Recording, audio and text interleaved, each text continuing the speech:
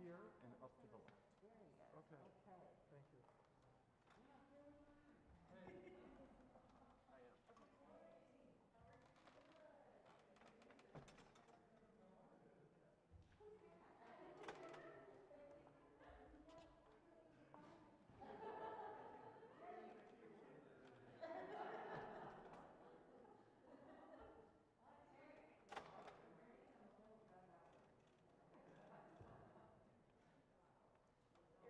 You're good here.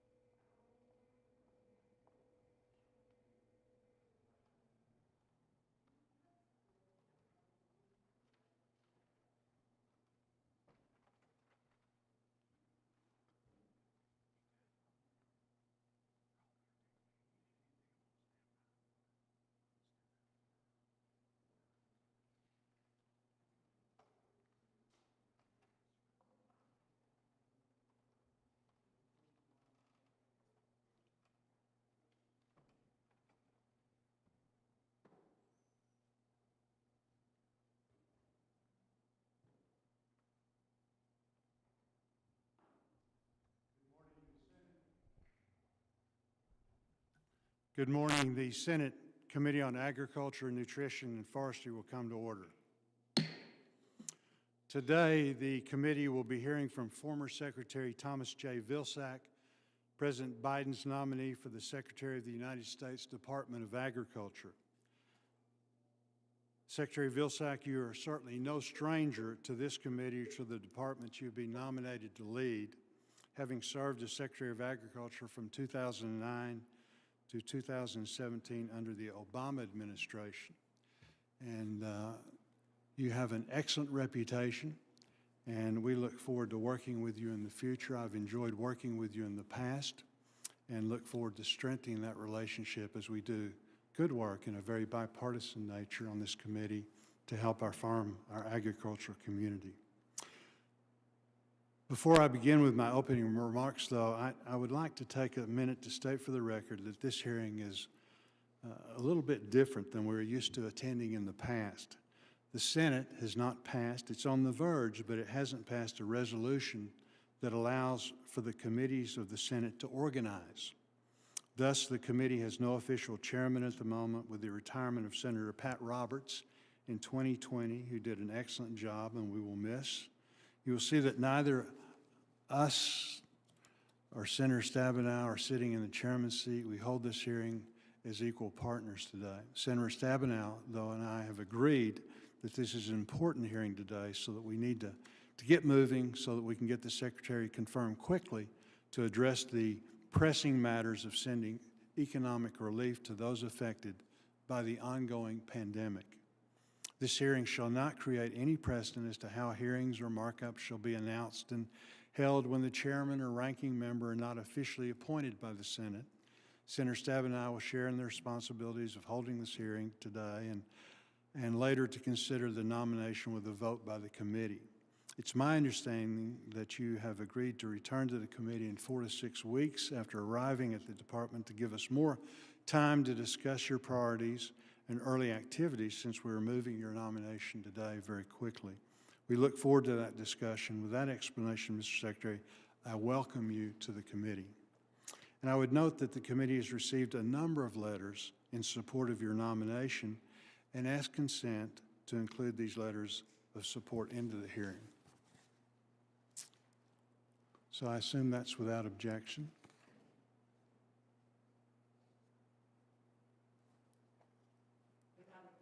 Thank you. During your tenure as President Obama's Secretary of Agriculture, the state of agriculture was affected by a number of issues and events. These included the Great Recession, which left far too many of our fellow Americans hungry and in need of USDA food assistance. A U.S. economy where agriculture was one of the only bright spots, with strong prices and exports and implementation of the 2008 and 2014 farm bills. As your second term came to a close, however, the ag economy started to dip, which has led to 7 years of depressed prices and difficult times in farm country. And today we find many more Americans experiencing hunger from the effects of the pandemic. I was grateful that Congress and the Department responded to these situations with trade mitigation assistance, disaster assistance, pandemic assistance programs. Without it, I fear we would have seen even more farm bankruptcies and leading to less available food for our nation and the world. I'm a strong believer that past performance is indicative of future performance, Mr. Secretary, and I know you will work with us as you did during your previous tenure. As everyone in this room knows, agriculture is not partisan, but there are regional differences.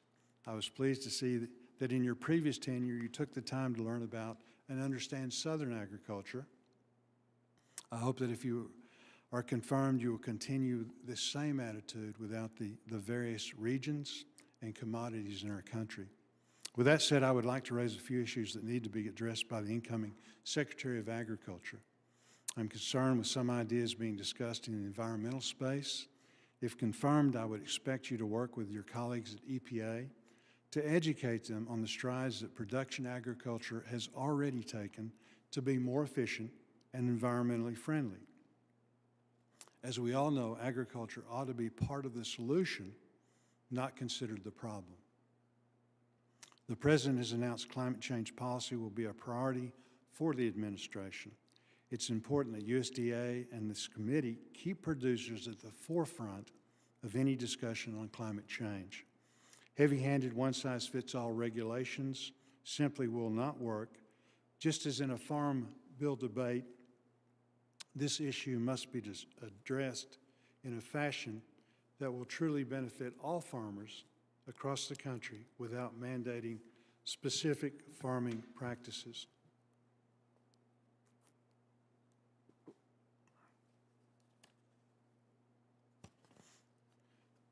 In Arkansas, our farmers have been conserving water by implementing innovative irrigation techniques, converting to surface water irrigation rather than pumping groundwater from the aquifer. Farmers have also improved soil health with cover cropping and minimum tillage, while our ranchers have taken on rotational grazing. These efforts should not be ignored during the policy debate on climate change. Trade is another active issue where your strong voice is needed. I urge you to play an active role in any trade discussions. American agriculture has borne the brunt of trade disputes in the past few years. Prior to that, our farmers and ranchers were competing with foreign governments that did not play by the rules then and that often do not play by the rules today. Our producers need new markets with more market access, and I hope you will continue to be an advocate in this area. We are all aware of the impacts the COVID-19 pandemic has had on our society. We learned our supply chain is more fragile and resilient than we thought. The supply chain didn't break, but the marketplace was certainly very challenging. We need to consider options to make the supply chain even more resilient. In the future, we need to have the ability to respond to these types of black swan events. Unfortunately, we must assume that it is not a question of if another pandemic will occur, but rather when. With the latest package of COVID relief signed into law in December, it is imperative that CPAP assistance gets to those most in need.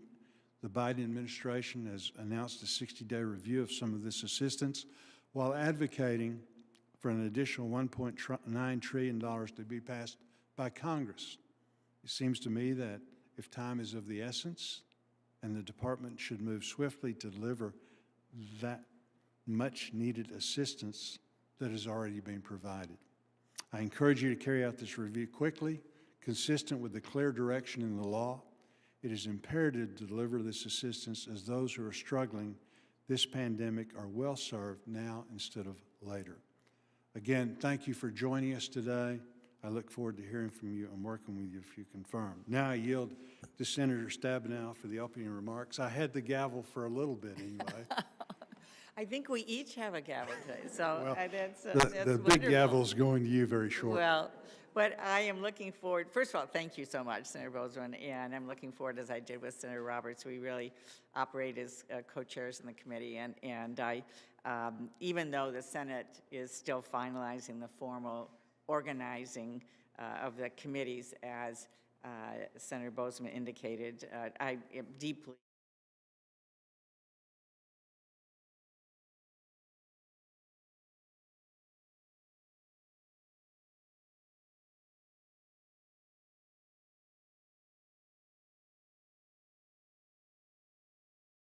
of bipartisanship, so very much appreciate it. In the coming year, I'm looking forward to learning more about rice and timber and all the wonderful things in Arkansas, in addition to hearing more about the fortunes of your Arkansas Razorbacks. And who knows, maybe my Spartans and your Razorbacks will meet in the NCAA tournament at some point, who knows.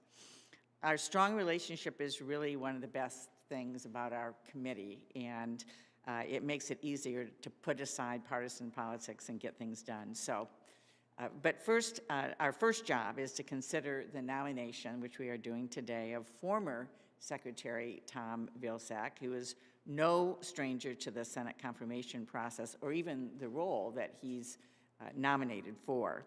Mr. Vilsack, welcome, and thank you for being here virtually today. We appreciate it very much. As the former Agricultural Secretary during all 8 years of the Obama administration, you presided over the USDA with a steady hand and decisive leadership, which we appreciated. As you know, we share a long history together.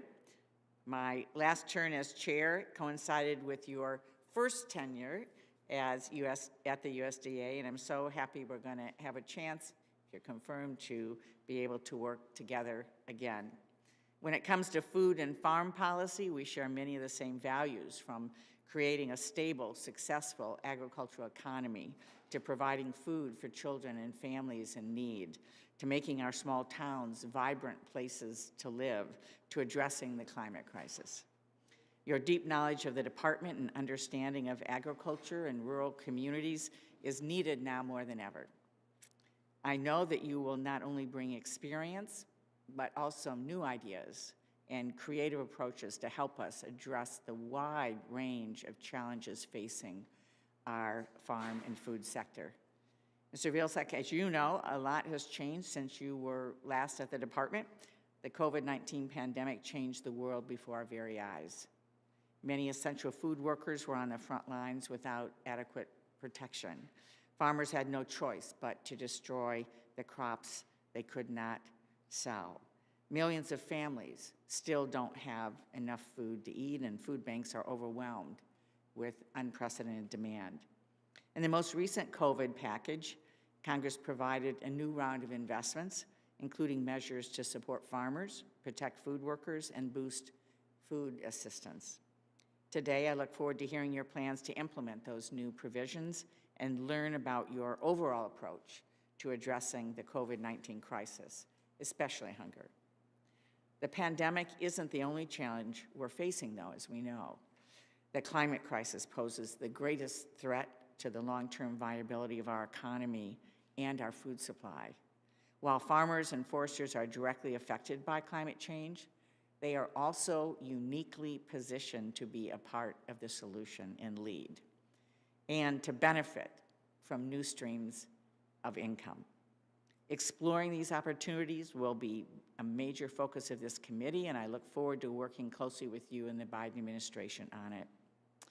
Both of these immediate challenges come against the backdrop of an already struggling farm economy. President Trump's chaotic trade policies destroyed markets that took decades to build. And we've seen staggering levels of farm bankruptcies. Luckily, we are beginning to see a rebound in prices for many crops, which we will monitor closely as we work together and prepare for the next Farm Bill. Unfortunately, not all farmers had the same opportunity for prosperity in good times or farm support during bad times. It's true that the USDA has a long and sordid history of civil rights abuses and systematic racism that has created economic disparities for farmers of color across the country. It's unacceptable, and it's long past time to address this head-on, and I know you agree.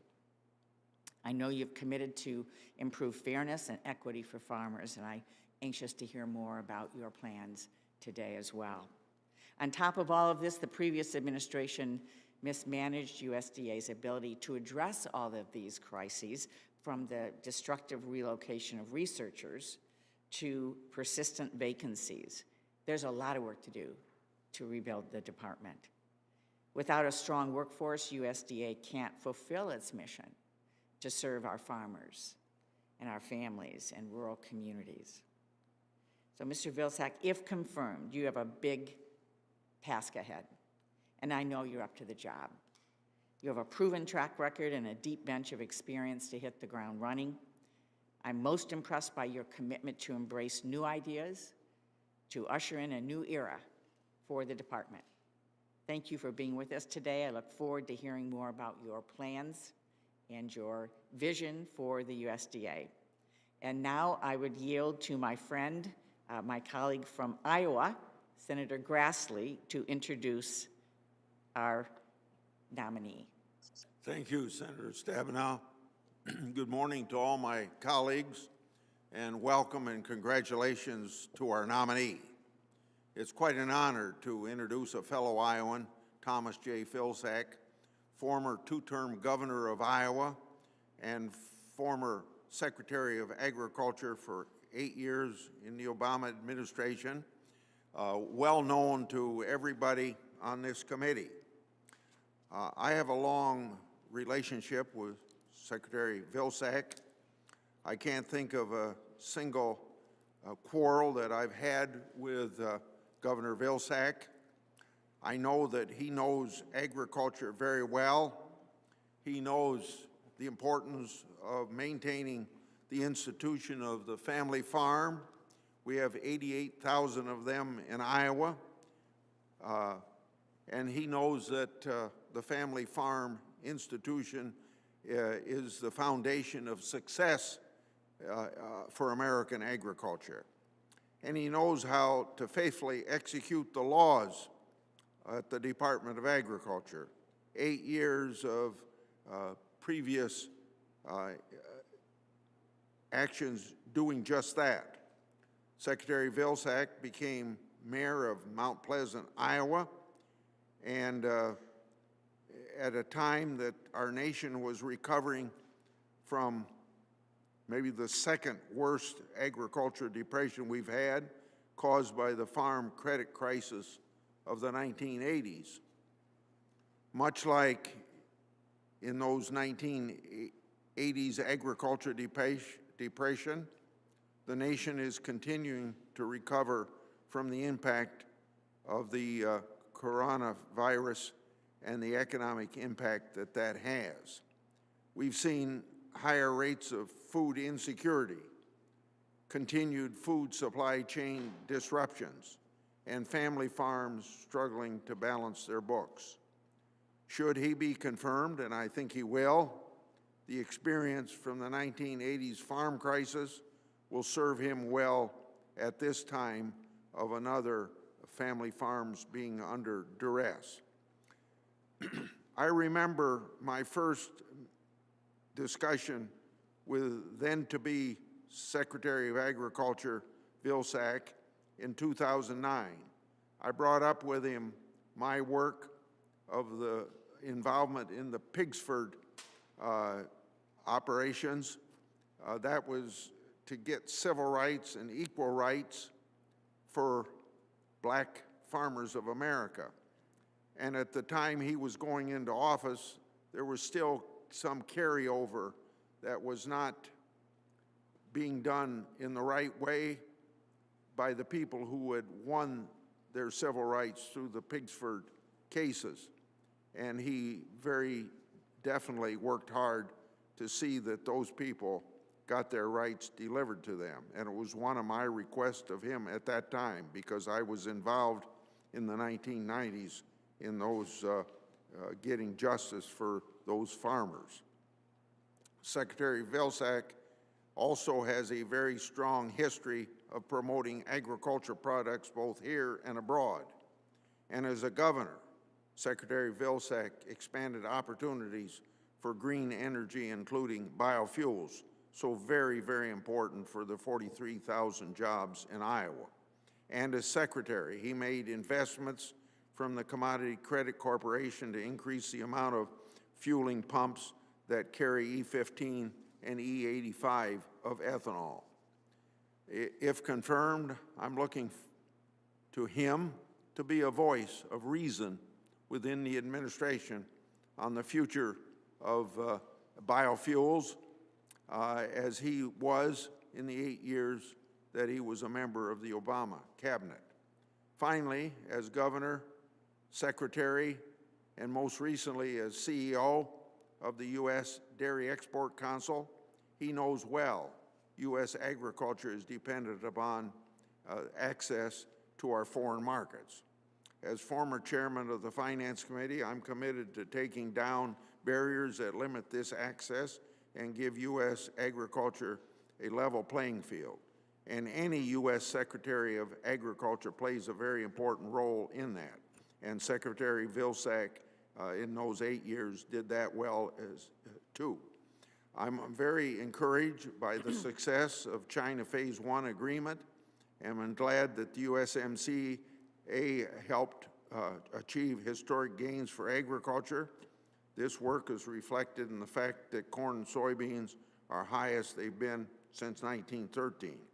By the way, Secretary Vilsack, in his position as CEO of that U.S. Dairy Export Council, had a news conference with me in Des Moines, Iowa, on the necessity of getting the USMCA passed. So even as a private citizen, he was working very strongly for export of our products.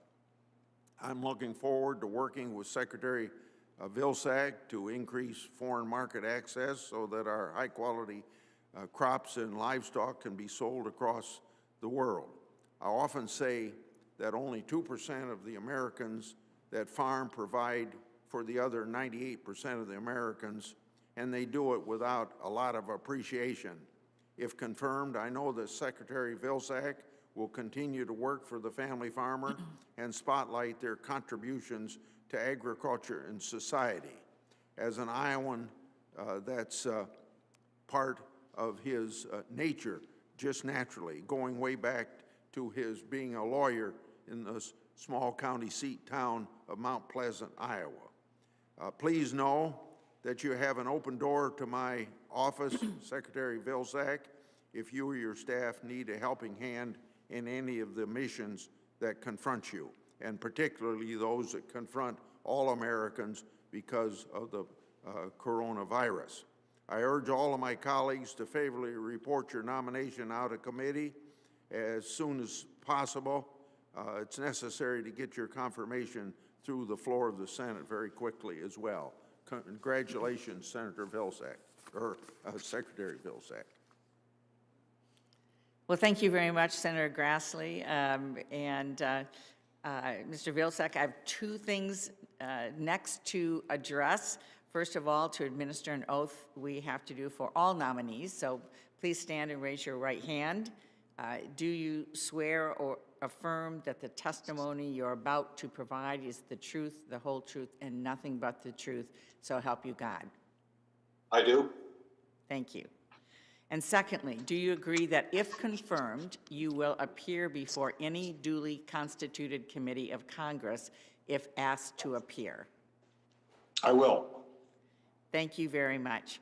Well, welcome again, and we look forward to hearing from you, and your testimony, as you know, will be made a part of the record in its entirety, so you may proceed as you desire. Welcome.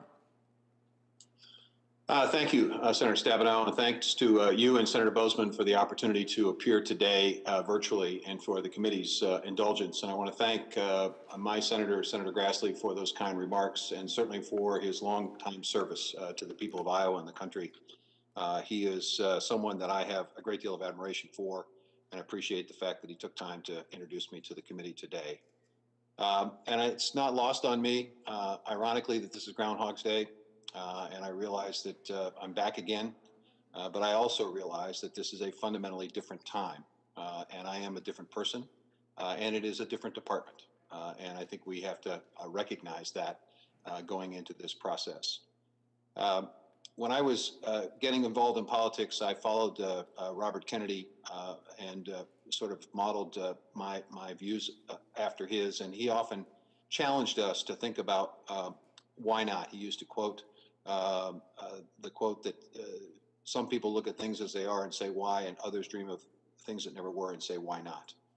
I think we are faced today with a number of why not opportunities and moments in agriculture, in the food industry, and in rural America. Clearly, COVID is on the minds of everyone, as it should be. And the Department of Agriculture has a responsibility to aggressively promote the nutrition assistance that you all have provided, and they have begun to do that in the last week to 10 days. We also, as Senator Bozeman indicated, have to review the additional relief that's been ordered by Congress and try to get that into the hands of farmers, ranchers, producers, and those in rural America as quickly, efficiently, as effectively as possible. We need to make sure that our workers, our essential workers on the line, in the farm fields, in processing facilities and alike, are protected and recognized as the essential workers they are.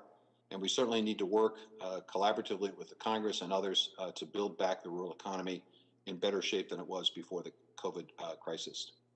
But there, I think, are four why not moments that I'd like to briefly address to the committee before taking your questions. I think we are at a why not moment with reference to the climate change. I think there's an opportunity for us to create new markets, incentives for soil health, for carbon sequestration, for methane capture and reuse, by building a rural economy based on biomanufacturing, protecting our forests, turning waste material into new chemicals and materials and fabrics and fibers, creating more jobs in rural America, creating greater farm income stability, and also reducing emissions. I think we face a why not moment with reference to food security that plagues millions of financially distressed children, seniors, and families. And also a why not moment on nutrition insecurity that causes millions of Americans, especially people of color, to cope with obesity and diabetes and other chronic diseases. I think we can create a food system that makes healthy and nutritious food more available, more convenient, and more affordable to all Americans. We are in a why not moment in terms of the openness and competitiveness of our markets. The reality is we lack openness, fairness, and competitiveness, and resiliency, as the COVID-19 crisis has shown, in many of our agricultural markets. I think we can strengthen the rules and laws designed to promote openness and fairness. I think we can support more marketing and processing opportunities and facilities throughout the country that will help to create jobs, greater resilience, and more competitiveness in our food system.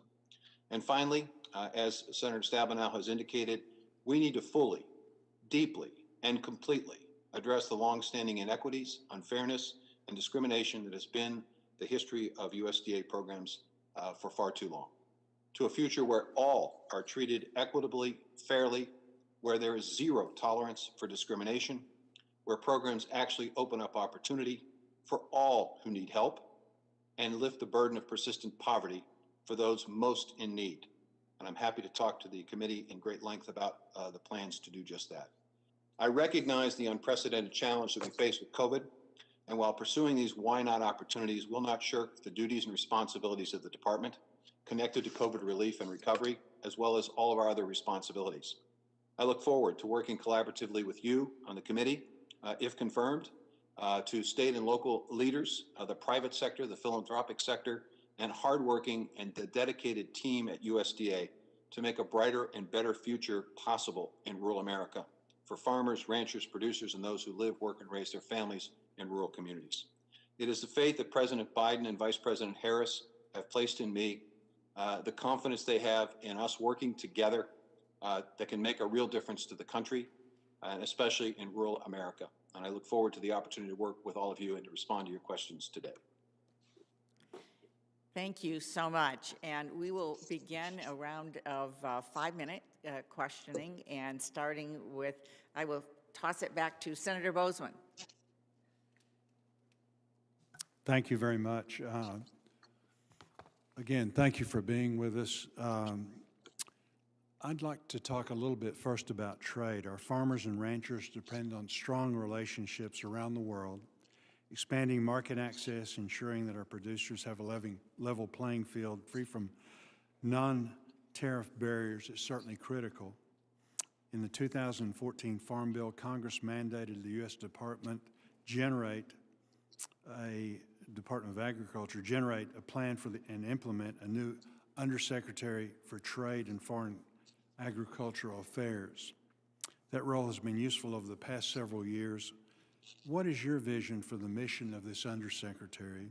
How can USDA work to strengthen trade policies in the coming year? Lots of discussion already in this meeting about that. And in particular, how will you work with the U.S. Trade Representative, our lead trade negotiator, along with the other trade policymakers throughout the executive branch to make sure that agriculture is a top priority? Senator, thanks for the question.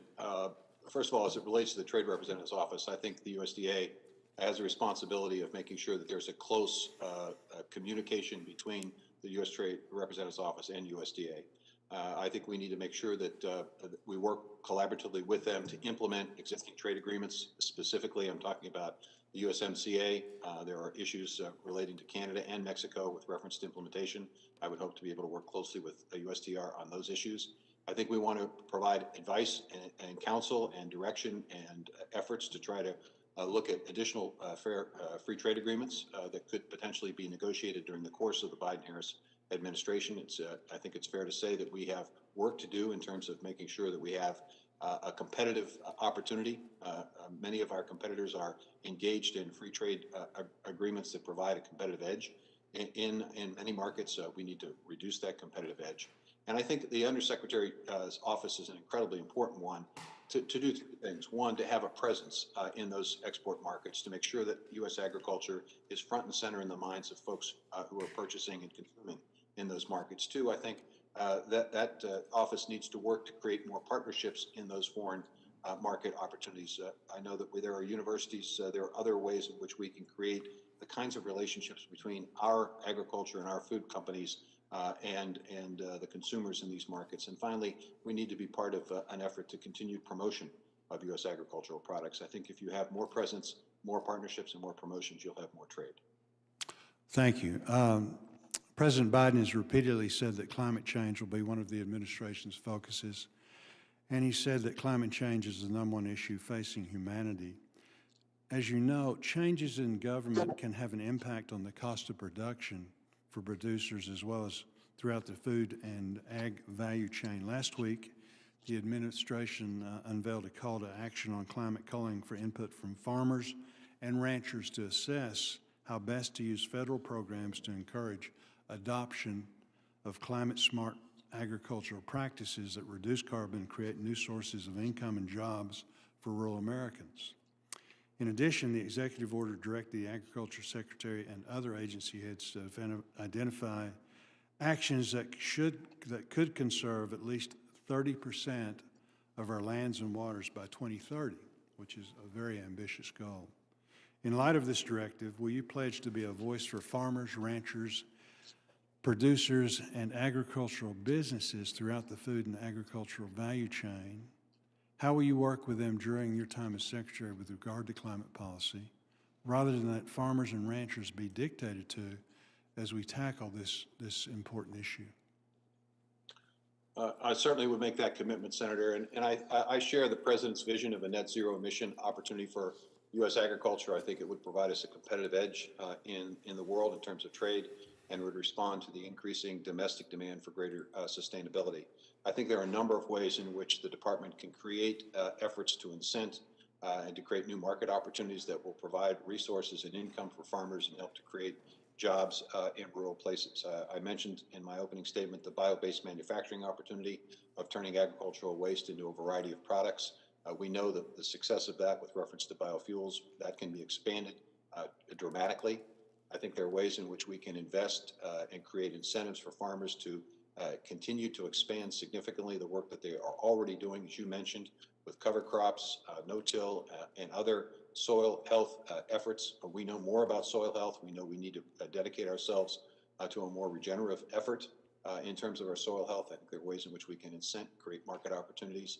I think Senator Braun and Senator Stabenow recognize this. They have suggested that the need for farmer input as we look at carbon capture and sequestration, making sure that the systems that are set up actually can have certified results that make sense, that will support markets and support the opportunity for these kinds of investments. And I think it's fair to say we will aggressively pursue an effort to get farmer input to make sure that programs that we design and the programs that we advance are ones that will work out in the field. Good. Thank you. Thank you, Madam Chair.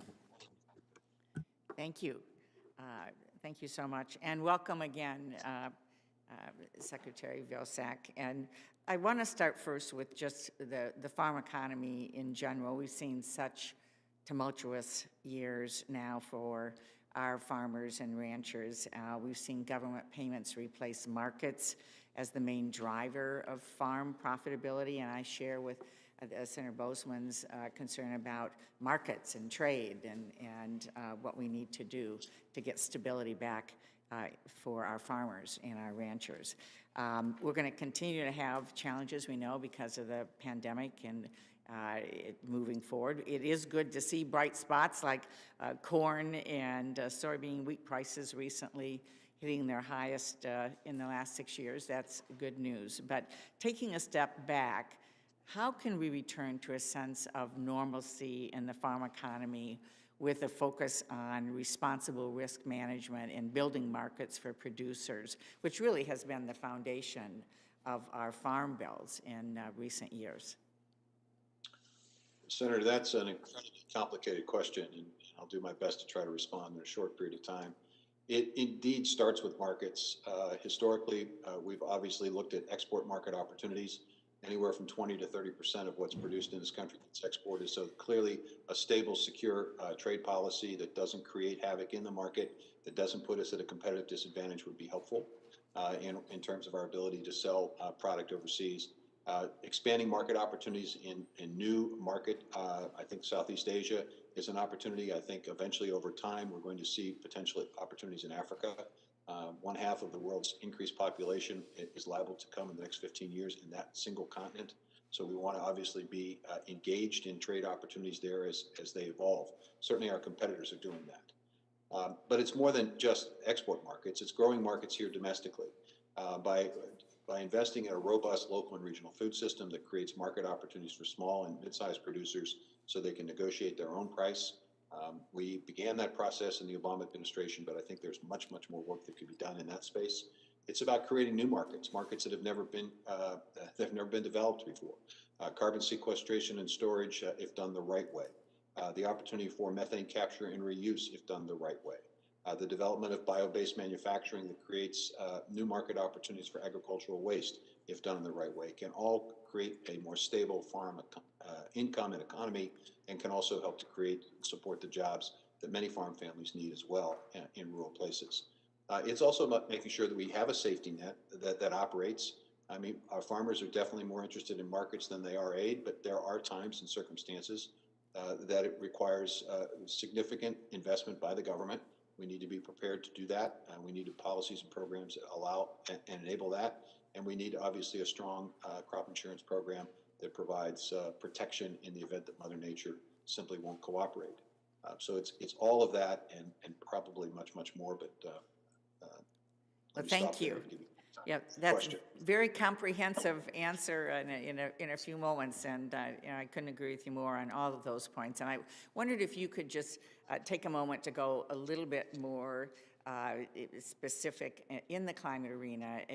As you mentioned, Senator Braun and I have bipartisan legislation, members of our committee, others are very interested in this. And our drumbeat is that whatever is done, it needs to be voluntary, producer-led, bipartisan, and that it really starts with what producers have told us about the lack of qualified technical assistance. So we know farmers are, from the hearings we did last year in this committee, already doing things that are making a difference, that are capturing carbon and lessening the carbon pollution. But there's so much more that could be done, and the Growing Climate Solutions Act is really about setting up that structure and the need to have that support for farmers. Could you speak a little bit more to that? With your permission, I think there are many proposals contained in what you and Senator Braun and others have proposed that could be essentially implemented administratively. For example, putting together an advisory group of farmers that would give us a better understanding and appreciation of how to structure a carbon sequestration, a carbon bank effort, making sure that we can, in fact, adequately measure and quantify the results that can be obtained by farmers, making sure that the benefits of whatever program we devise and develop accrue to the benefit of farmers and not necessarily to third parties, making sure that we promote the development of ecosystem markets that create those revenue sources for farmers, making sure that our conservation programs are structured and designed in a way that encourage and incent the kind of activities we know make a difference.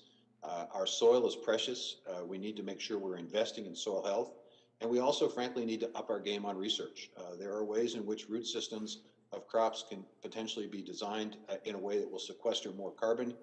We ought to be exploring that. We ought to be looking at ways in which we can increase market opportunities for greater storage. I think agriculture is probably the first and best way to begin getting some wins in this climate area. I think farmers are prepared for it.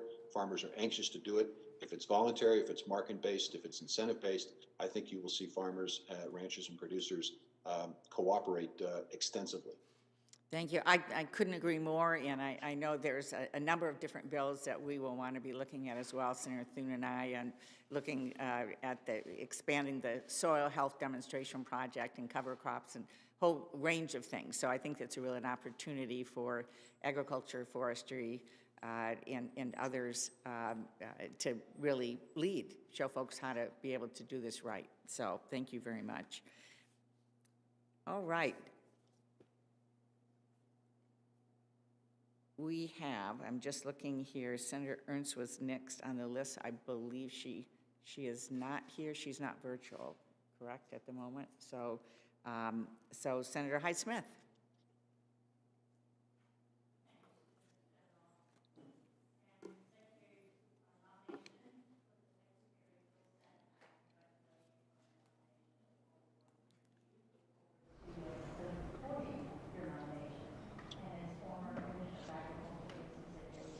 I can't hear the senator, so. I think we need to have a button pushed, yes. Yep. Sorry, I hit it. Again, congratulations on the nomination. I apologize, I did not hit the microphone correctly, but have enjoyed working with you in the past as former Commissioner of Agriculture in Mississippi, and agriculture is the #1 industry in Mississippi. 1 out of every 4 jobs there in my home state is related to agriculture, so obviously very important position that you're embarking upon. Mr. Secretary, farmers have had several difficult years, as you're very aware of, the bad weather, low prices, and export market losses, and now coronavirus. Unfortunately, there's another growing concern that I'm hearing about from my farmers and ranchers. Last June, a petition was filed in the Department of Commerce and the International Trade Commission seeking countervailing duties on phosphate fertilizer imports. Since that petition, fertilizer supplies have tightened across the country and phosphate fertilizer prices are substantially up 25% or more. How concerned are you about maintaining adequate supply of these fertilizers, and what are your plans for ensuring reliable markets for this critical ag import for farmers? Senator, I had an opportunity recently to visit with Senator Moran about this issue, and so I'm certainly aware of the importance of it. And one of the responsibilities, I think, as the Secretary of Agriculture is to communicate to sister agencies the impact and effect of decisions that they are making, making sure that they fully understand and appreciate the effect of whatever decision they are considering as it relates to farmers, ranchers, and producers. Making sure that we have conversation and communication. So one thing I would expect to do is to reach out to the Commerce Department to determine whether or not there is anything that can be done that would put us in a more competitive circumstance and ensure the supply of fertilizer throughout the U.S. I also think it's important for the Department of Agriculture, when faced with circumstances where, for whatever reason, a rule or regulation is impacting and affecting folks out on the farm, looking for ways in which we can utilize the tools of the USDA to provide some kind of transition assistance or provide some kind of way of mitigating the impact and effect. And certainly, I would task our team to take a look at whether or not there's anything we could do at USDA specifically and directly to address this issue.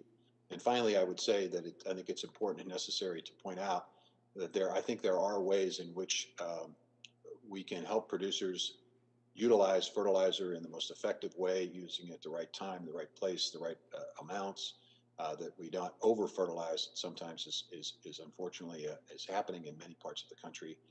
And I think there are also opportunities, as I said earlier, to convert agricultural waste into a variety of products, including a pelletized fertilizer that would be transportable, storable, and create a new market opportunity for farmers. So I think there are a multitude of ways to address this issue.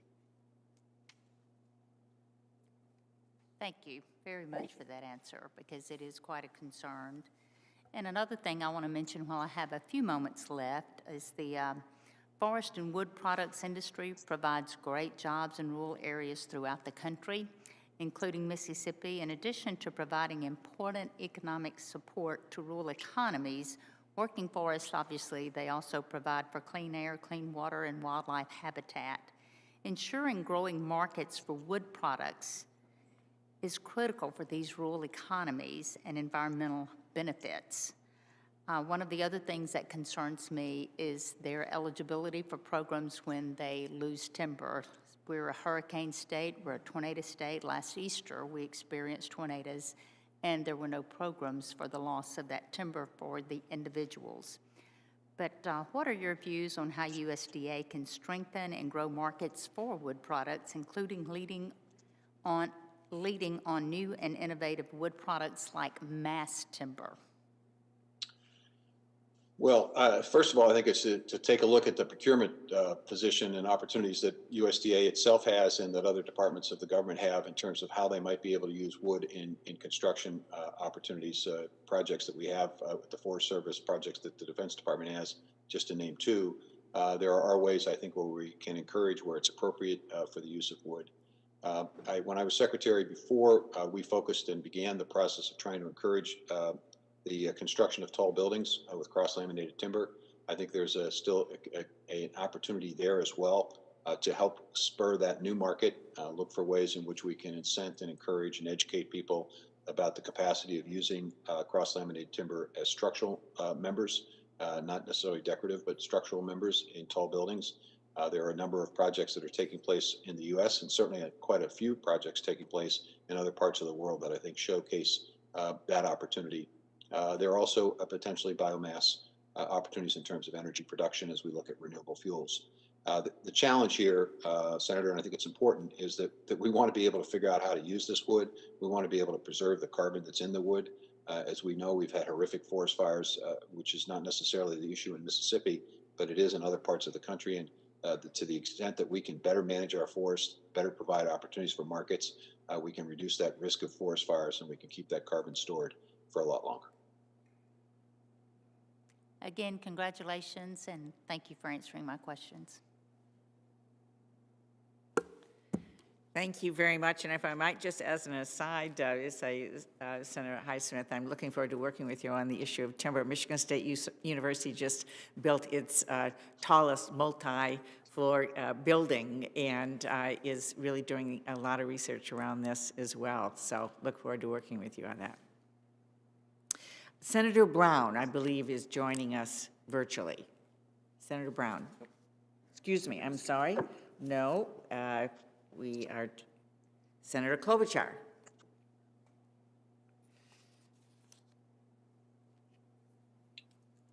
Thank you very much, Senator Stabenow, and thank you for your service, Secretary Vilsack, and thank you for returning to service as well. And I wanted to start by asking about renewable fuels, something near and dear to the hearts of the people in your home state of Iowa, as well as in Minnesota.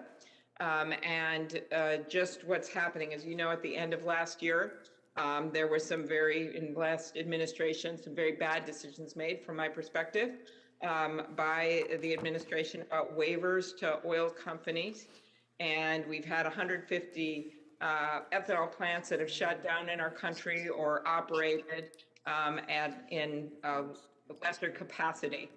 And could you talk about what your plans are in a little more detail when it comes to biofuels? And also, I introduced the Renewable Fuel Infrastructure Act in December with Senator Ernst to build upon the infrastructure program. We're going to reintroduce the bill next week. And I think that could be helpful as well. So your comments on biofuels and what you'll do as secretaries, including about the refinery exemptions and how the past administration interpreted them. There are a number of work at the Department of Agriculture relating to biofuels. First and foremost, our own vehicles and the utilization of biofuels in the various the vehicle fleet that USDA has.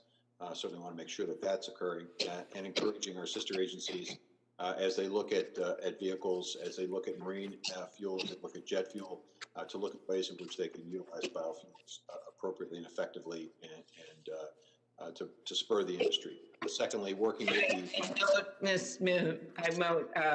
Secretary, that above you are Secretary to be your 4 naval hats with you. And I've described that to people what those hats are. Well, 3 of the hats are from ships that I was on that were being refueled with biofuel. And it was an amazing experience being in the middle of the Pacific Ocean and watch the refueling process. And the Navy was basically, with their new green fleet, making a commitment to biofuels. I think marine and aviation fuel are the future for biofuels, and I think we need to figure out ways in which we can encourage that. We obviously, the USDA secretary closely with his or her partner at EPA to make sure that folks at EPA fully understand and appreciate the benefits of this industry in terms of jobs, in terms of the environment, in terms of life cycle analysis. This industry has made great strides in becoming much more environmentally friendly than it was at the beginning. And sometimes I fear that we're still working off of old research. New research would suggest and indicate that this is an industry that is providing environmental benefits, cleaner air, for example, and making sure that as they make decisions relative to the renewable fuel standard, that they are consistent with the rule, they're consistent with the law. The waiver system was designed for small refineries that were having trouble and difficulty. It was not designed for large-scale refineries that are owned by Exxon and Chevron to receive a waiver. So I would hope, and will certainly strongly urge EPA to go back to a day when those waivers are very, very, very infrequently granted. And then finally, I think there's a way in which we can utilize USDA resources and work with Congress to increase those resources to build out the infrastructure to make it easier for higher blends to be available to consumers. Why? Because at the end of the day, consumers benefit. They have less expensive fuel. They have a cleaner burning fuel. They have a fuel that's better for the environment. And as we look at the future, I think biofuels continue to play a role in reducing emissions and providing job opportunities in all parts of the country. Thank you. I know I just have two last questions here. You earlier discussed some issues with Senator Stabenow about climate and environmental issues. I know it's going to be one of your focuses, and I believe, like so many on the committee do, that farmers should be a major part of this. And one of the ways you do that, in addition to the sequestration that I heard you talk about, is getting the data and making sure we know how best practices work, things like cover crops. I happen to know, having spent some time in Iowa, that there was a pilot program in your state about that. And could you, Senator Thune and I had this bill called the Agriculture Data Act to better get more information and data for our farmers. And do you agree that research and data are important tools? And can you commit to finish the pilot program and examining the additional research opportunities that we could use data with? And the USDA is so important on that front. Certainly agree that data and research is important. And as I said earlier, I think we need to up our game as it relates to the data and research in this area. Happy to take a look at the pilot and figure out ways in which that can be assisted and ways in which potentially the benefits or the information from that pilot can be distributed throughout the countryside and to the extent replicated. One of the keys with cover crops is creating market opportunities for those cover crops. It's one thing to ask farmers to essentially put the cover crop on there for soil health. It's another thing when we're asking them to incur an additional expense. So I would hope that we'd be able to figure out ways in which we could mitigate the impact financially at the same by creating new markets or creating ways in which they can be incented or encouraged to do more cover cropping. Thank you. And last, Senator Cornyn and I included a provision in the 2018 Farm Bill creating a national animal vaccine and veterinary countermeasures vaccine bank and a program involving preparedness, as we've seen from this pandemic, which hasn't hit our animals in any big way, but it's sure hit a lot of people. What are your plans for implementing and improving animal disease preparedness and response policies at USDA? I think it's fair to say there's a recognition that animal health and human health are connected. And we have to understand this is a one health system, and we need to make sure that we are in a position to first and foremost be able to detect more quickly at the farm gate when there's a problem so we can respond more quickly. We need to make sure that we have in place appropriate quarantine efforts. We have to make sure that we have in place the ability to identify the problem as quickly as possible. And to your point, there needs to be the capacity to produce the vaccine and or store the vaccine to be able to respond quickly. Because the reality is if we don't respond quickly, there is not just the risk to animals and to the markets, but there's also risk to people. And I think we have to understand the interconnection between the two. Thank you very much. And I'll ask my questions on the record on Cuba. You and I share an interest in continuing to work on production issues and trade with Cuba, as well as broadband and the CRP program. So thank you very much. Thank you very much. And we will now go to Senator Hoeven. And I do want to indicate, because we have members that are joining us virtually as well as in person, if you step away virtually, make sure that we know you're back. We don't want to have you lose the ability to be able to ask your questions and so on. So we want to make sure we know who's with us. So Senator Hoeven. Thank you, Madam Chairman, and greetings, Secretary Vilsack. Appreciate the opportunity we've had to work together as governors and during your first stint as Secretary of Agriculture, and I look forward to working with you in the future as Secretary of Agriculture on behalf of our great farmers and ranchers, the best in the world. Recently, USDA froze more than $2 billion of the CFAP funding. Are you committed to continuing to get that funding out and then following the directives in the legislation that Congress included? I am, Senator. I hope that you understand and appreciate the fact that any new administration needs to have an opportunity to fully understand and appreciate exactly what has taken place with reference to that fund, what commitments have been made, what commitments have already been embraced. We just simply need time to have a better understanding of where that is. It is not designed for anything other than to give me, if I'm confirmed, a better sense of that program. Obviously, we're going to follow the directives of Congress. I mean, that's reasonable and appropriate, and that's the way it should operate.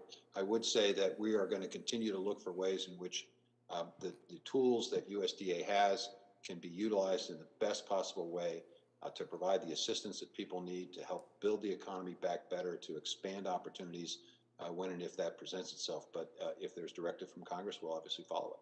Two I particularly worked on are both the WIP Plus and making sure that we had follow-on funding to finish out the full intent of the WIP Plus funding, and then also QLA, Quality Loss Adjustment, something that I included both language and funding for, and would ask that in particular, as you work on those, that you would coordinate with our office.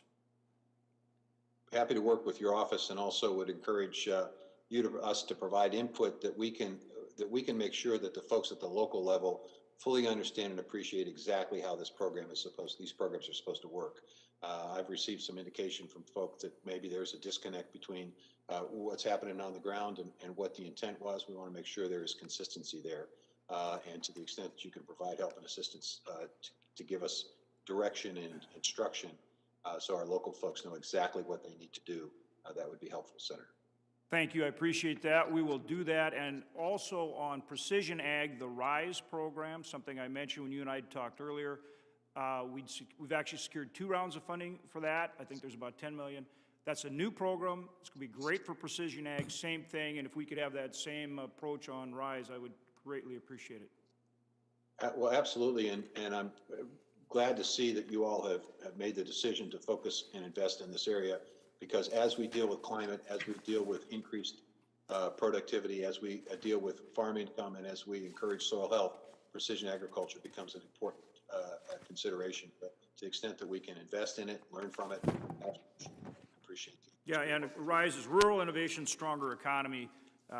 I use the acronym, but I think this is exactly the kind of thing that can have a very big impact, and I know you share that enthusiasm, and I appreciate that very much. On the carbon capture, we've talked about it a lot. I'd just like to emphasize, and of course, I'm certainly willing to work with our chairman. She's, I know, a strong leader in that area, and our ranking member. He and I work close on everything. But it has to be farmer friendly. Has to be farmer friendly. Could you respond to that? Well, I think there is a concern that a carbon sequestration bank would potentially benefit investors or benefit third parties. It has to be structured and devised and designed in a way that the principal beneficiaries are farmers. Why? Because we want them to do this. We want to encourage it. We want to incent it. Why do we want that? Because it's a quick win in terms of climate change. And I think the farm economy, or the farm community rather, is really ready for this. There have been conversations in every major commodity group about this. There is a commitment to proceed forward. Farmers know how to do this. We need to embrace them and encourage them and incent them. And so whatever system we devise, whatever incentive program, whatever program we put together, it's got to be, there has to be farmer input, and it has to, at the end of the day, benefit farmers. And if it does, I think there'll be wide adoption of it. As formerly chair on Ag Approach, now ranking member, we work with the CCC, and the first priority of the CCC has always been funding the farm programs. I guess my question would be, do you feel that that the CCC is something that you would want to use for some type of carbon program, and are you willing to commit that the CCC has to be there to fund the priorities in the farm program first and foremost? The first responsibility of the Commodity Credit Corporation is to make sure that the Farm Bill programs are adequately, fully, and timely funded. Good. Having said that, Senator, to the extent that that vehicle is available without compromising the ability to fund the Farm Bill programs, it is a great tool for us to create the kind of structure that will inform future farm bills about what will encourage carbon sequestration, what will encourage precision agriculture, what will encourage soil health and regenerative agricultural practices. And to that extent, to the extent that there are resources available, I would hope that you all would provide me the opportunity to utilize that in a way, again, that doesn't compromise the Farm Bill programs, but advances and creates additional markets.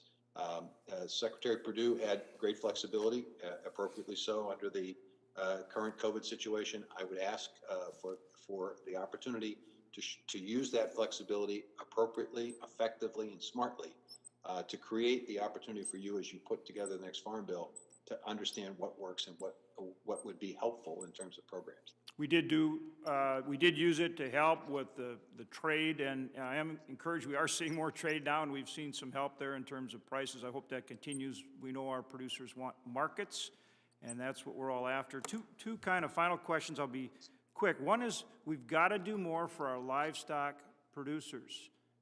We've got to get them more transparency and pricing in the market. We've got incredible concentration on the processor side. We've got to find ways to address that. That's a huge priority.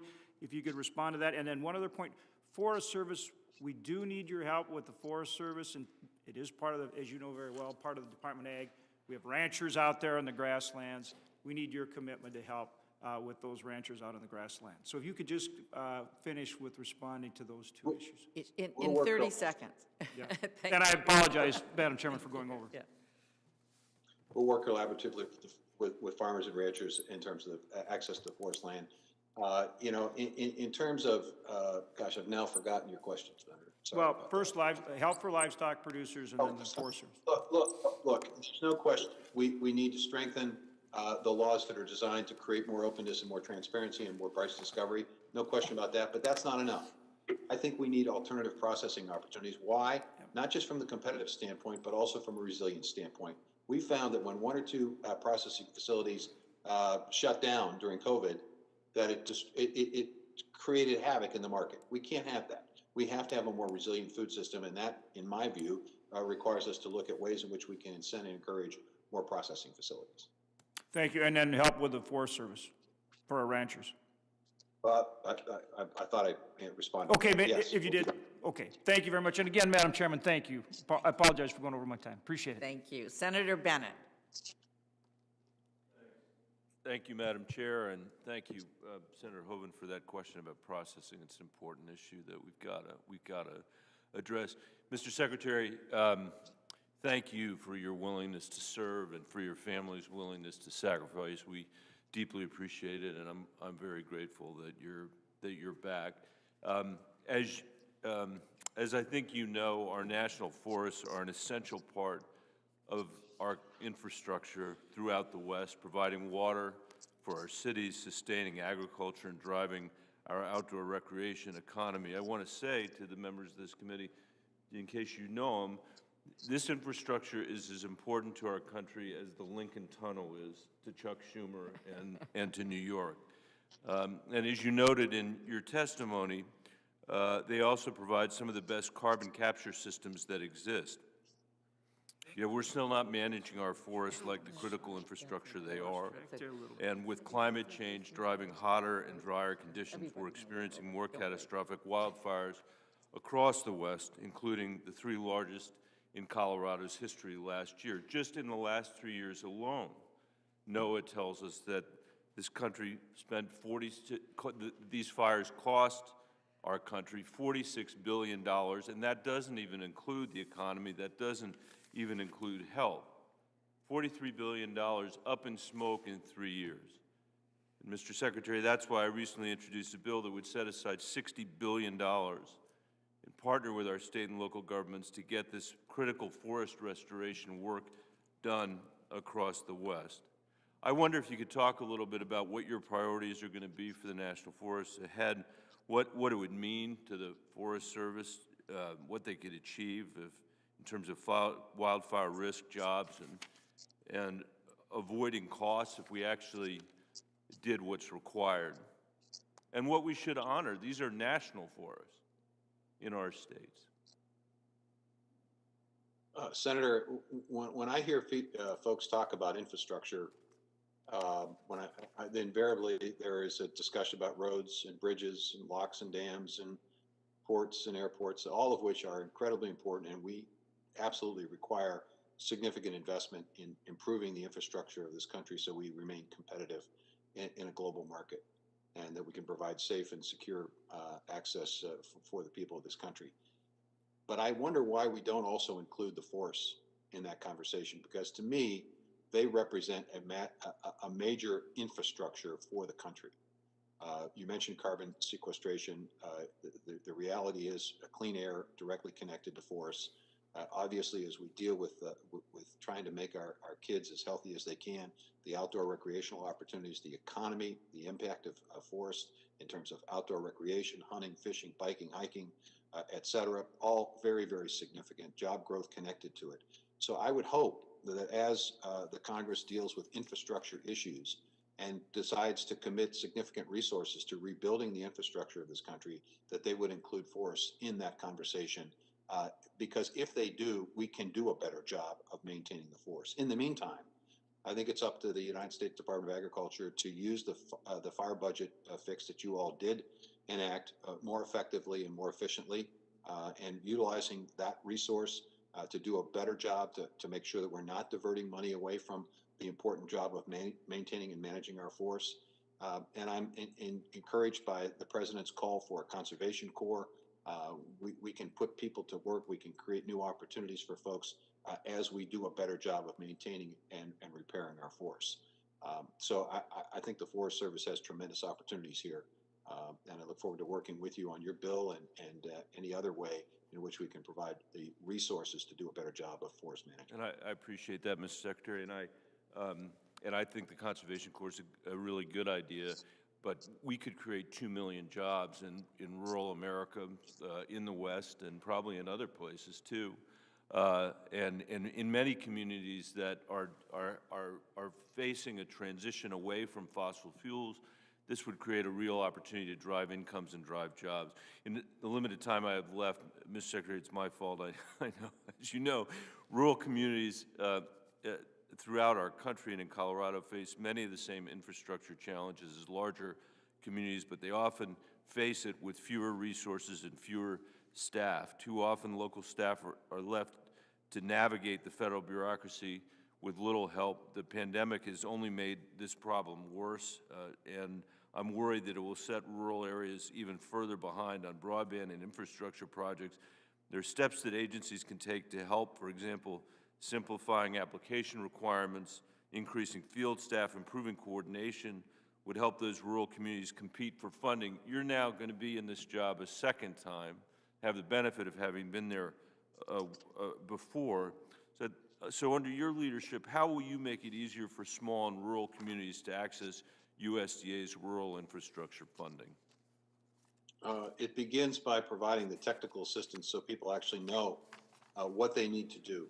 We put together in the previous administration a thing called Strike Force, which was designed to provide a partnership between community building organizations and the USDA to create area opportunities in persistently poor areas of the country for investment of all of our programs, not just our rural utility service programs, rural business development programs, all of our programs. And the reality is we first have to teach folks how to play the game. And that provides technical assistance, and we have to basically guarantee success. We have to work with them long enough and hard enough to basically get to yes. And I think I'm committed to doing that in persistently poor areas in particular, but across the country. We need to improve the technical assistance that we provide. And I think if we did that, we would see better utilization of the resources and get more help to more people. Thank you, Mr. Secretary. I'm over time, but I would say Senator Bozeman mentioned that the President's executive order directs the Secretary of Agriculture to collect input from farmers and ranchers to use federal programs to encourage adoption on climate-smart agricultural practices. We've been having a series of meetings in Colorado with farmers and ranchers for the last several years who are adapting to drought, communities dealing with reduced snowpack, and local elected leaders who are facing these rising costs of wildfire that you and I were just talking about. And so, Mr. Secretary, I would like to invite you to come to Colorado at your soonest opportunity to begin to have those listening sessions on climate. We'd roll the red carpet out for you. Senator, to that opportunity. Okay, the red carpet with Senator Bennett. Okay, we're not sure exactly what that means in Colorado. I would come, yes, all right, Senator Bozeman, we're going to go to Colorado they're going to roll out the red carpet. This is good. This is good. So, Senator, all right, thank you. Senator, I think it means an opportunity for me to see my granddaughter, son and daughter-in-law. That would definitely be the red carpet. That would definitely be. So, thank you. Well, at this moment, I don't believe we have present a Republican colleagues at least at this moment. And so Senator Brown was next on the list, so I'm not sure we have him with us either. You do. Oh, we do. Thank you. Senator Brown. Yes. Thank you, Senator Stabenow. If I'm call you Madam Chair, and I appreciate the generosity of Senator Bozeman in doing this flip that is inevitable and I believe will happen tomorrow, but thank you for doing that. Secretary Vilsack, good to see you again remotely before the committee. I appreciate our meeting of a few days ago. Thank you for that. We know this, we've seen this pandemic as the great revealer in so many ways, how vulnerable people are and how much suffering there is out there and why we need another package to help the American public. It's not just to fix the economy, it's to relieve suffering for so many people. The Dayton mother who needs SNAP benefits to put food on the table, the worker not too far from your home state, the workers in Sioux Falls at the meatpacking plant who have to choose between a paycheck and safety at the workplace. Always important to understand these essential workers are people who as one essential worker said to me, and I don't feel that essential, I feel expendable, they don't pay me much and they don't protect me in the job. And that's up to you and up to the DOL and up to this government, something we haven't seen happen in a while. So my question is this: how do we improve coordination between means tested programs so that women and children already WIC eligible are actually receiving the benefit? We know the take-up's not as high as it should be. I know you struggled with that before. What do we do to make that work? Well, two things. I think the USDA needs to do a better job of educating people about the existence of the program, and I think we need to figure out creative ways to get folks interested in WIC. In addition to the nutrition opportunities, let me give you an example. There's a program that is operating in 12 states called Count the Kicks. It's a way of basically preventing stillbirths by counting the kicks.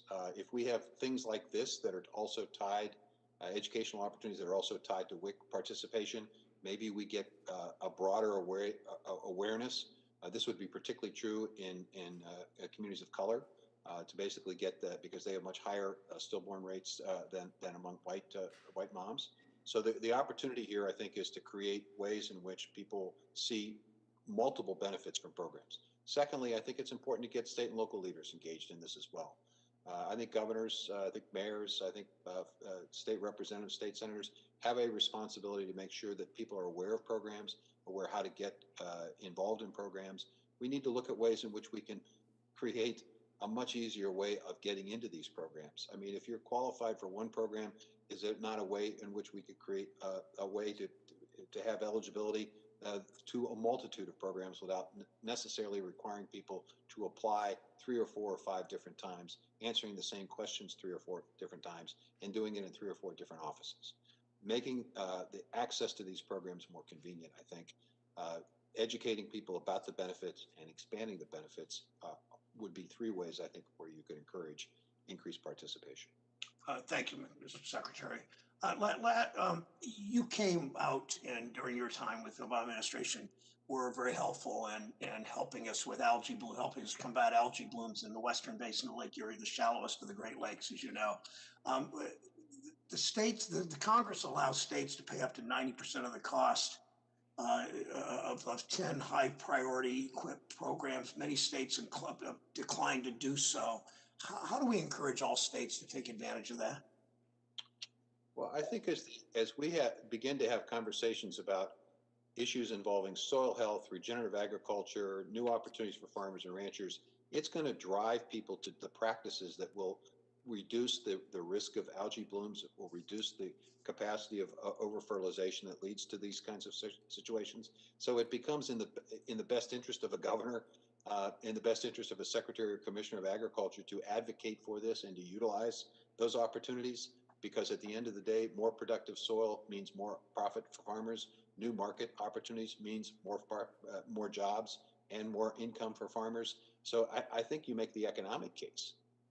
And by doing so, you encourage folks to amplify the message. And I think with this climate discussion, Senator, we're going to have a lot of opportunity to visit with and to work with collectively and collaboratively with state and local governments, because they're going to see the economic benefit in addition to the environmental benefit. The joining of those 2 ideas, I think, is very powerful.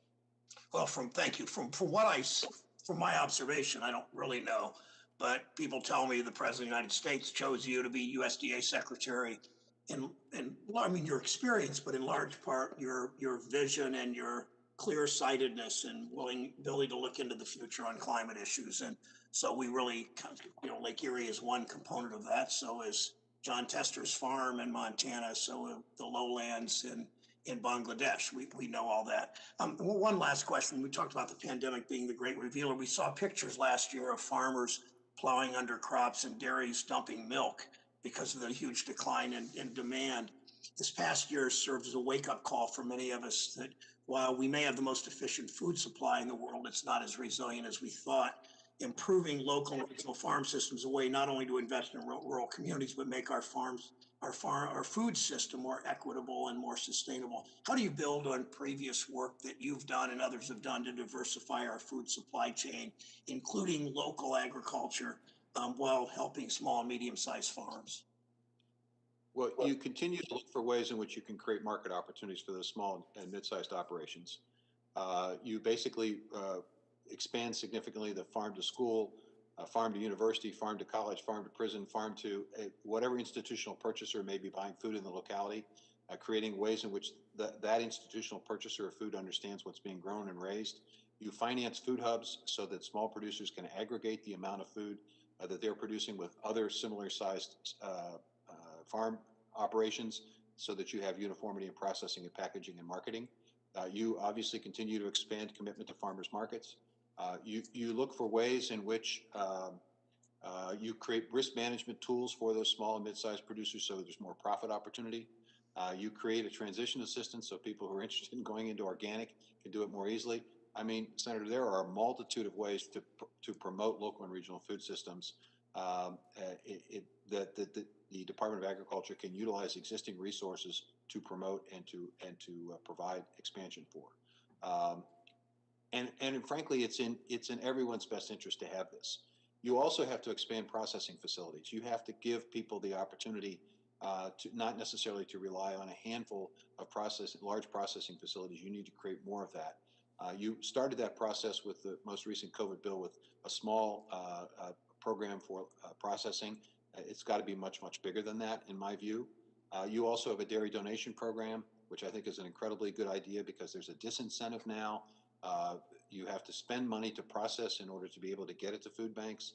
You have to make sure that food banks have the infrastructure to collect, store, and refrigerate perishable items if you want more of that to go into the food assistance network if we have a disruption in food service. So there's an entire supply chain program here that needs to be put in place, and USDA can impact and affect every single aspect of that supply chain.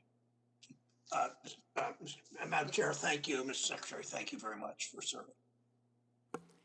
Thank you very much. We'll go now to Senator Ernst, and I will remind members, I believe we have a vote that will start at noon. And so, but we will continue on through as many members as we can. So Senator Ernst.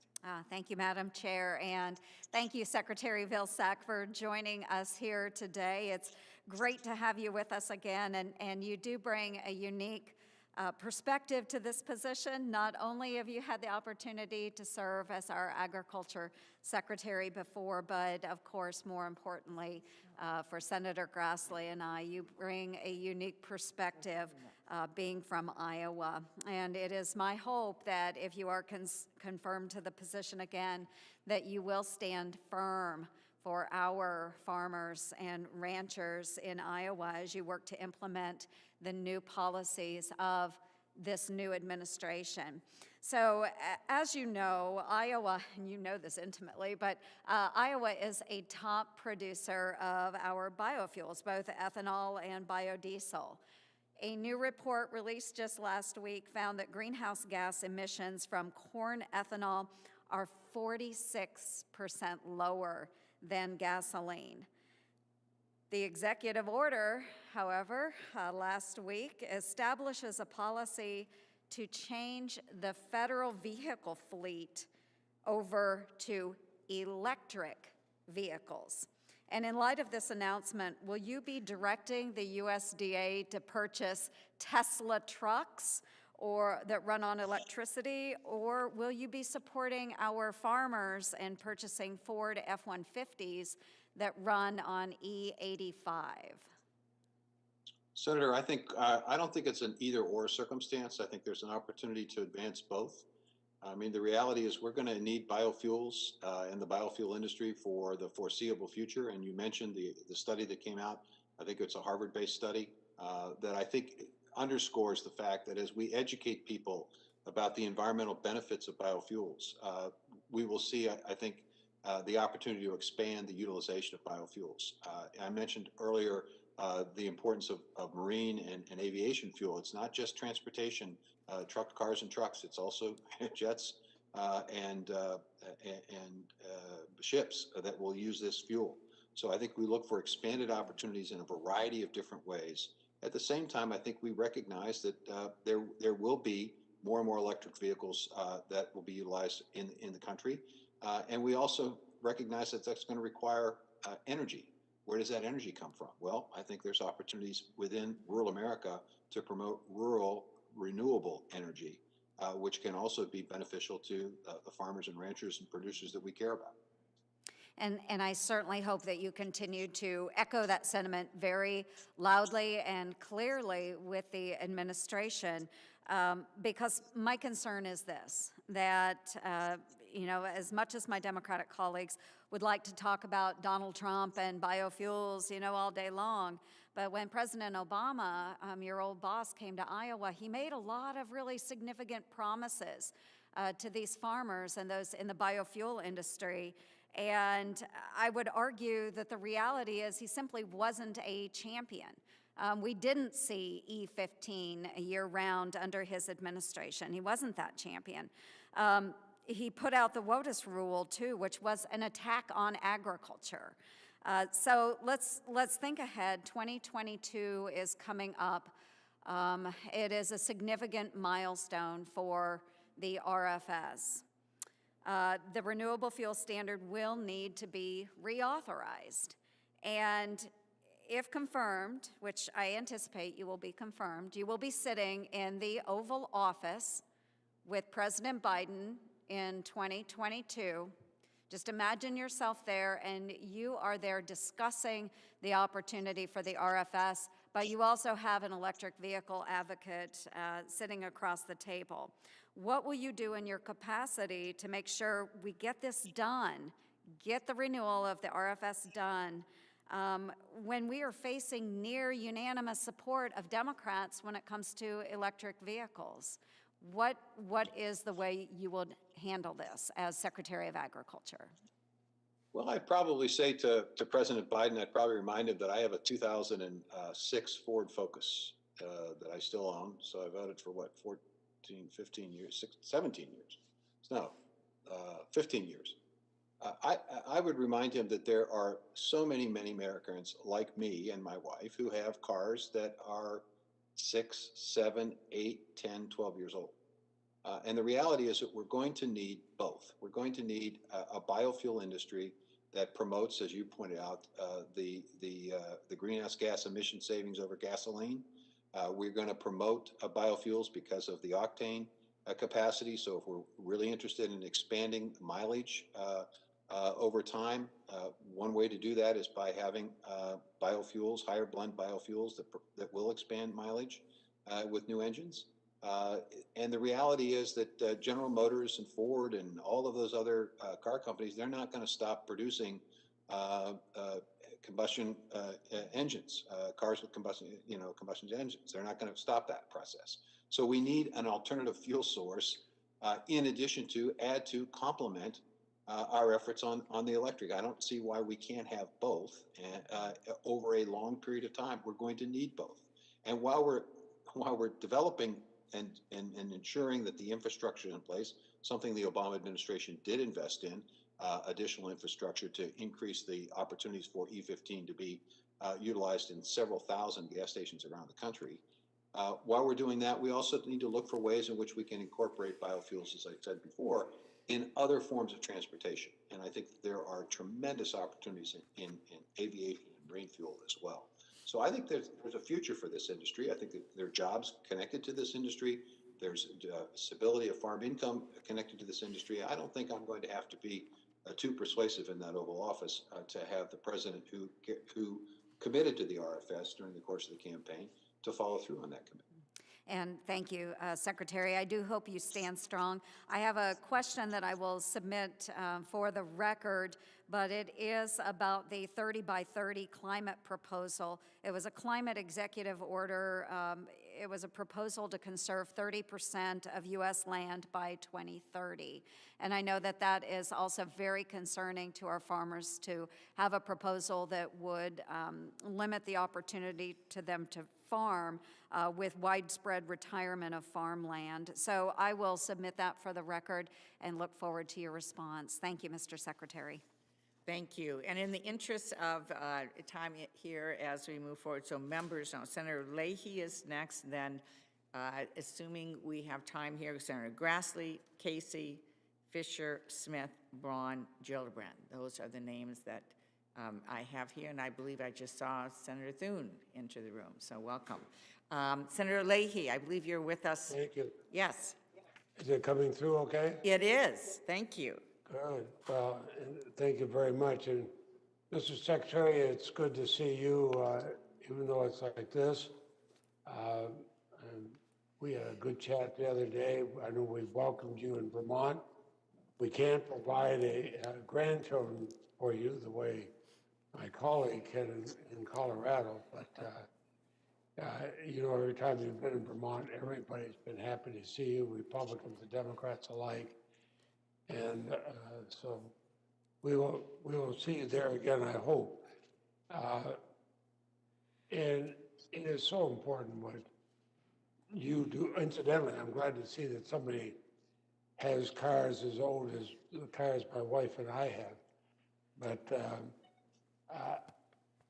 your department helps our nation's farmers, our rural communities, underserved families. And look at the coronavirus pandemic, what that's done to us: hunger, climate change, economic disruption.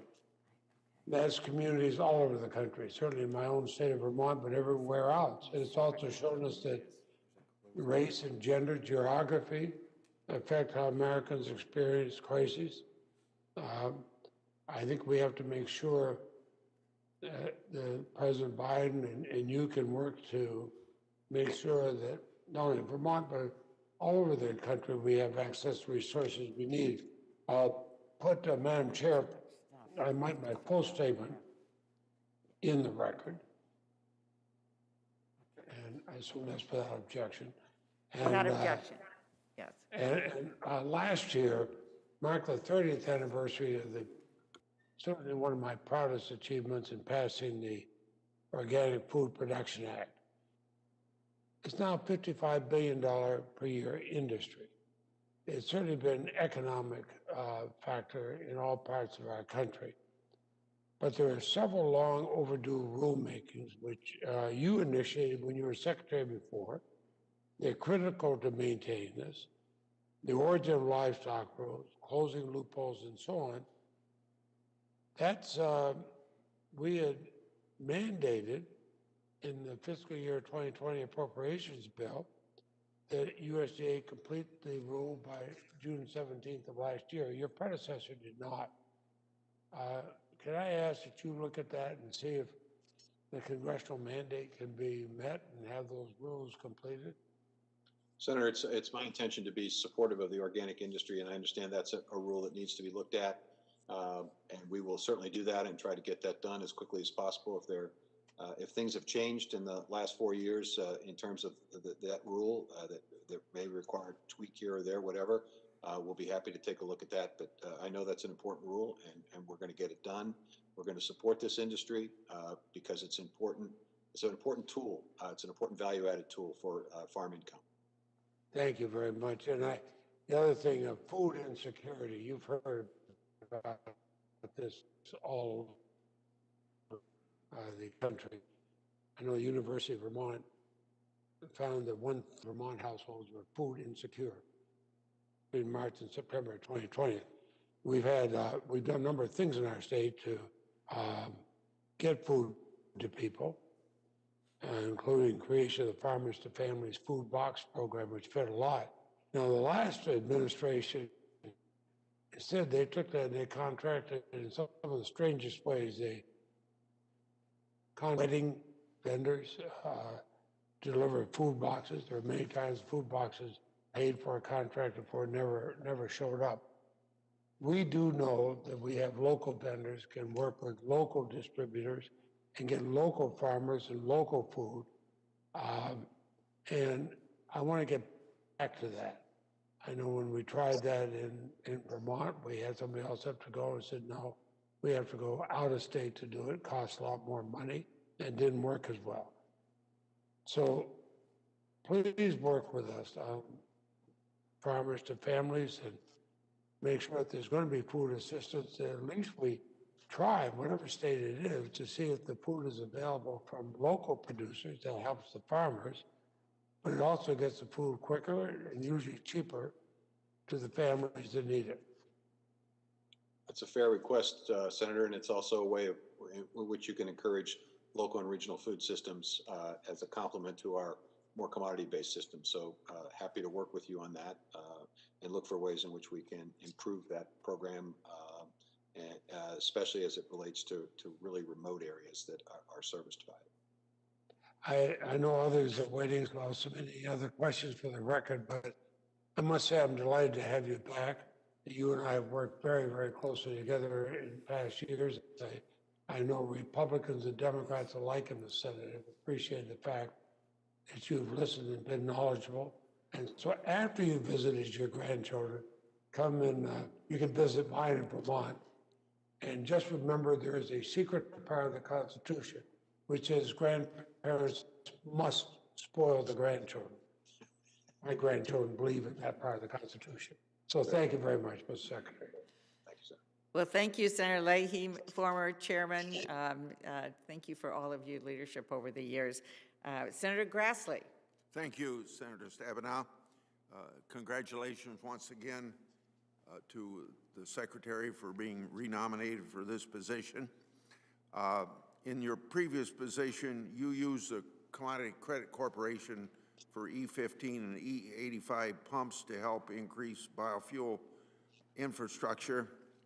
You probably don't know this, but in the CARES Act #1 last March, we put $24.5 billion into it to help agriculture and food distribution for food supplement for lower income people, et cetera, et cetera. We tried to get the previous Secretary of Agriculture to use some of that money to help biofuels producers because we had just a lot of plants shut down or go into partial operation. So we made it very clear, since the previous secretary said he didn't think he had the authority to do it, in the recent CARES Act passed before Christmas, we included authority for the secretary to do that. So I'm hoping, if confirmed, I guess maybe I should say I'm really asking you a question, would you be able to help us with this authority to utilize your authority to provide direct assistance to biofuel producers negatively impacted by COVID-19? Senator, I am aware of the fact that the industry didn't get the help that it needed, and certainly look for ways in which we can be assisting the industry. There's, in addition to what you mentioned, there's also the opportunity to take a look at the infrastructure program that Secretary Perdue did start. Not all of those resources, as I understand it, have been invested, so potentially there's a way that also could provide opportunities for us to help the industry at this point in time. So we will continue to look for ways to provide assistance because it's about strong markets for farmers and it's about jobs in rural areas. Okay. Ensuring an affordable, safe, and stable supply of food is one of the most important jobs that you or any Secretary of Ag has.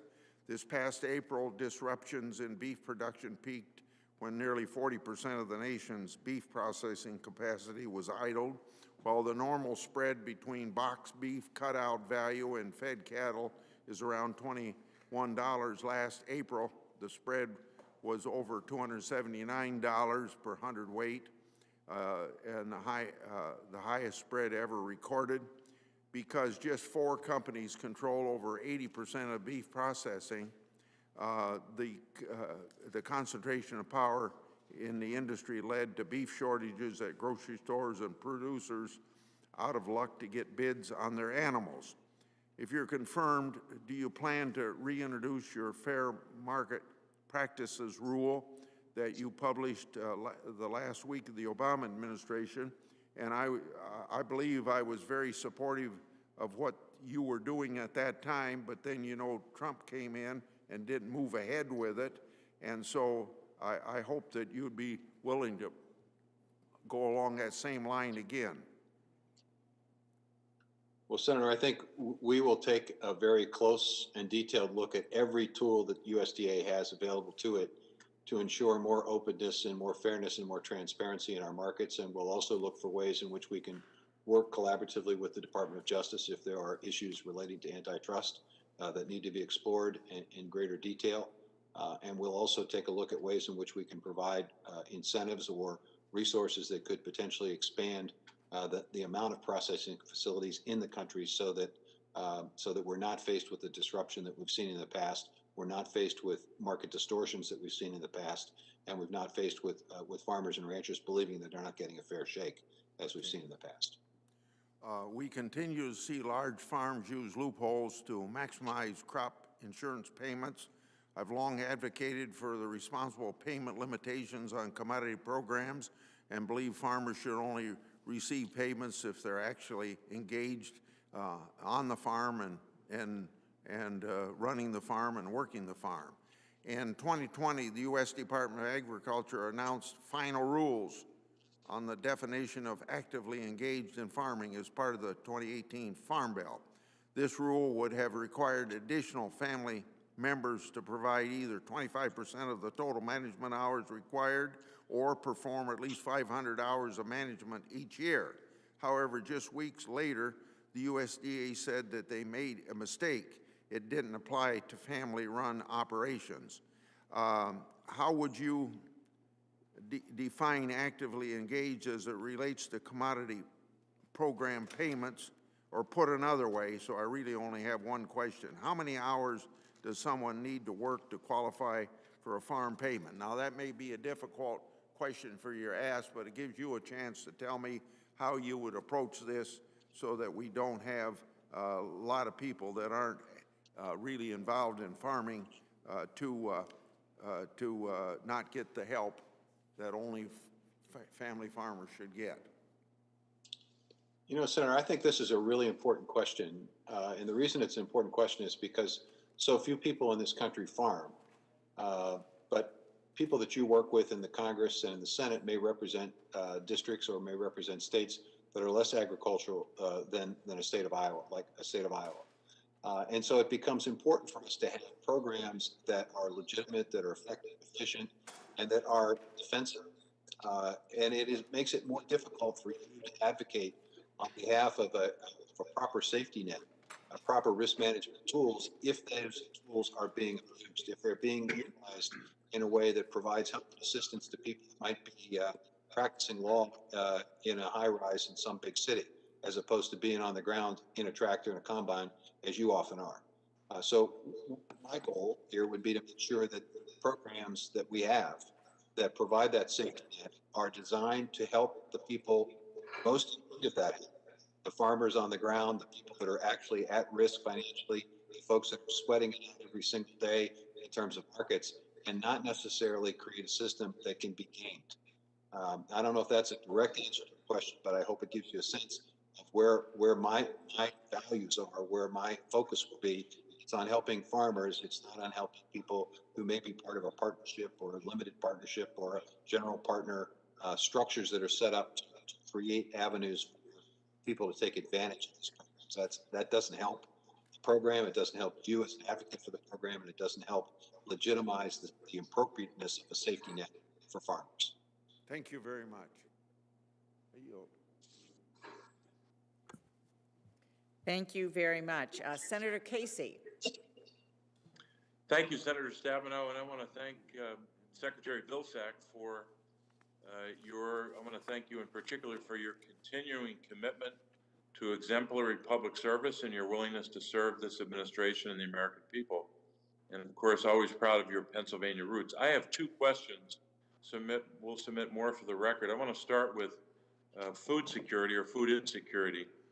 And it's an issue that so many of us have worked on. I know you have in your work as secretary, but also want to thank you for the work that you did as Secretary of Agriculture, and of course, the work done by Senator Stabenow this year and others to provide more food assistance. We know the Biden administration has made clear they're committed to addressing food insecurity by providing more food assistance. The executive order to expand nutrition assistance was an important first step.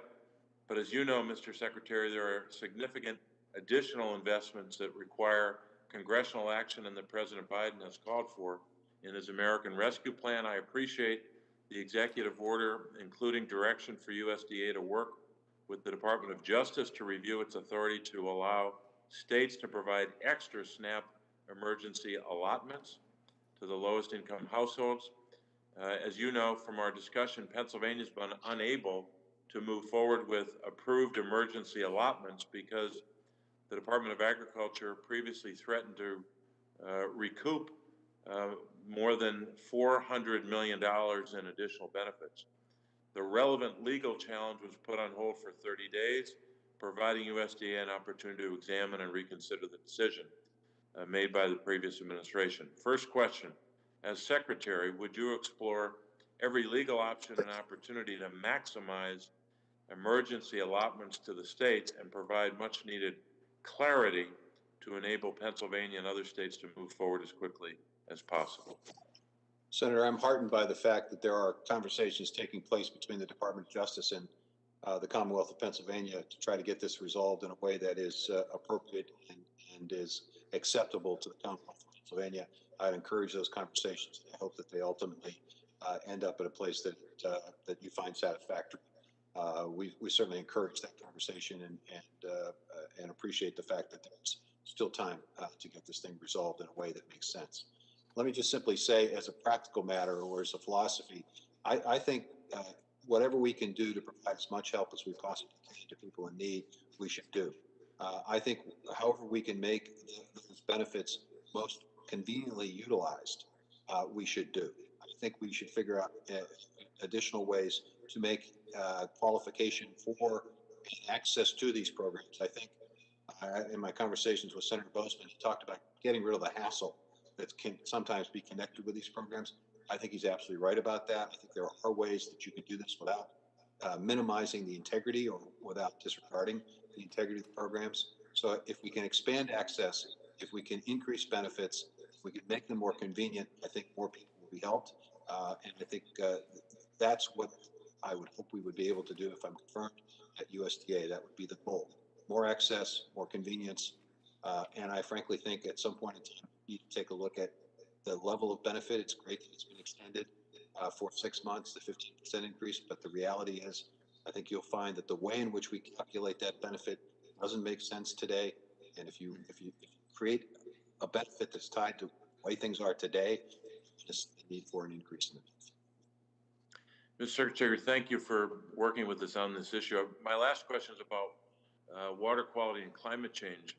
We know that the same practices and programs that we work to improve through the last Farm Bill for water quality also offer enormous climate benefits, as you know as well as anyone. We know the adoption of best management practices for water quality, like forested riparian buffers and filter strips, can also provide long-term carbon storage and emission reductions. The department has an important role to play in not only providing the financial and technical assistance, but also in terms of measuring and evaluating the benefits they provide. I've got a bill, the Farmer-Driven Conservation Outcomes Act, which would direct the department to establish a process through which USDA can measure, evaluate, and report on these conservation benefits. If confirmed, would you support efforts to stand up such measurement, evaluation, and reporting systems at USDA to help us quantify the benefits of climate-smart agriculture and water quality co-benefits? Senator, if you want to have a functioning ecosystem market that supports water quality and encourages more investment in water quality, you need to be able to certify, measure, and quantify the results. So we'd be happy to work with you and anyone else who's interested in figuring out ways in which we can do a better job of that to make sure that those markets are as strong as they possibly can be. I'm convinced that it creates a new income opportunity for farmers, and we need to do everything we can to create those additional market opportunities. Mr. Secretary, thank you very much. Thank you very much. Next, we have Senator Fisher, and just for everyone's knowledge, Senator Bozeman has stepped away to vote. When he's back, I will do that. He'll conclude the meeting, but we will be able to have everyone who wishes to be able to question Secretary Vilsack. So, Senator Fisher. Thank you, Madam Chairman. Secretary Vilsack, I know that my colleague, Senator Hoeven, touched on this a bit, and I appreciate your comments on the need for additional slaughtering capacity. But are you concerned that negotiated trade levels in the fed cattle market may have diminished to the point that price discovery is not sufficient to enable the cow-calf and cattle feeding segments to benefit from our current market conditions? The quick answer to that is yes. I think we need more price discovery, Senator. Do you have you thought about different ideas on how that can be achieved? Because I just may have a bill for you. Well, I'm happy to work with you, and I'm sure that you've got very good ideas given the important role that industry plays in Nebraska. I'm not surprised that you have some ideas, and would look forward to, if confirmed, working with you to figure out what works best for Nebraska and for the country. Great, thank you. I enjoyed our conversation that we had before this hearing earlier a couple of weeks ago, and I do appreciate your interest in that. As you know, the U.S. is a global leader in the production of high-quality, sustainable beef because cattle producers worked hard for decades to improve the quality of our cattle and build a brand that consumers love and trust. I think there is a general agreement that the USDA's generically approved product of the USA label has failed to keep up with evolving consumer expectations. Many are of the mindset that USDA already has the necessary tools and regulatory power to improve this dated generic label. Do you believe that the current labeling policy adequately informs consumers? If it's the same policy as it was 4 years ago. When I left, the answer is no. We made every concerted effort to try to create better transparency, better information for consumers, because we understand and appreciate that consumers want to know where their food comes from. They want to know when they're buying U.S. or when they're not buying, when they're buying from someplace else. We attempted on 3 occasions to sort of strengthen the country of origin labeling, unsuccessfully because the WTO challenges by our Canadian friends, which would have resulted obviously in retaliation. I am absolutely willing to listen to anybody and everybody who's got an idea about how we can circumvent or how we can get to a point where the WTO doesn't necessarily slap it down, that creates retaliatory impacts on American agriculture. I'm frank to say I need help in that respect. I just, you know, we can ignore the WTO, but then we got the retaliation, and then, you know, that's just not a good thing. So No, that wouldn't be a good thing. I hope that we can work together and bring in a lot of stakeholders from the cattle industry to be able to look at that and possibly look at what the USDA can already do. You know, that maybe the tools, as I said earlier, maybe the tools are already there. Maybe we can strengthen that product of the USA labeling so it will work and be accepted by our trading partners, so that we don't have to face sanctions then in the future as well. I'm happy to do that, Senator. Wonderful, thank you. As you know, Nebraska is the perfect agricultural laboratory for creating a data-driven farm of the future with our 7 climate zones and wide variation in soils and precipitation. We've been leaders on precision livestock and crop production.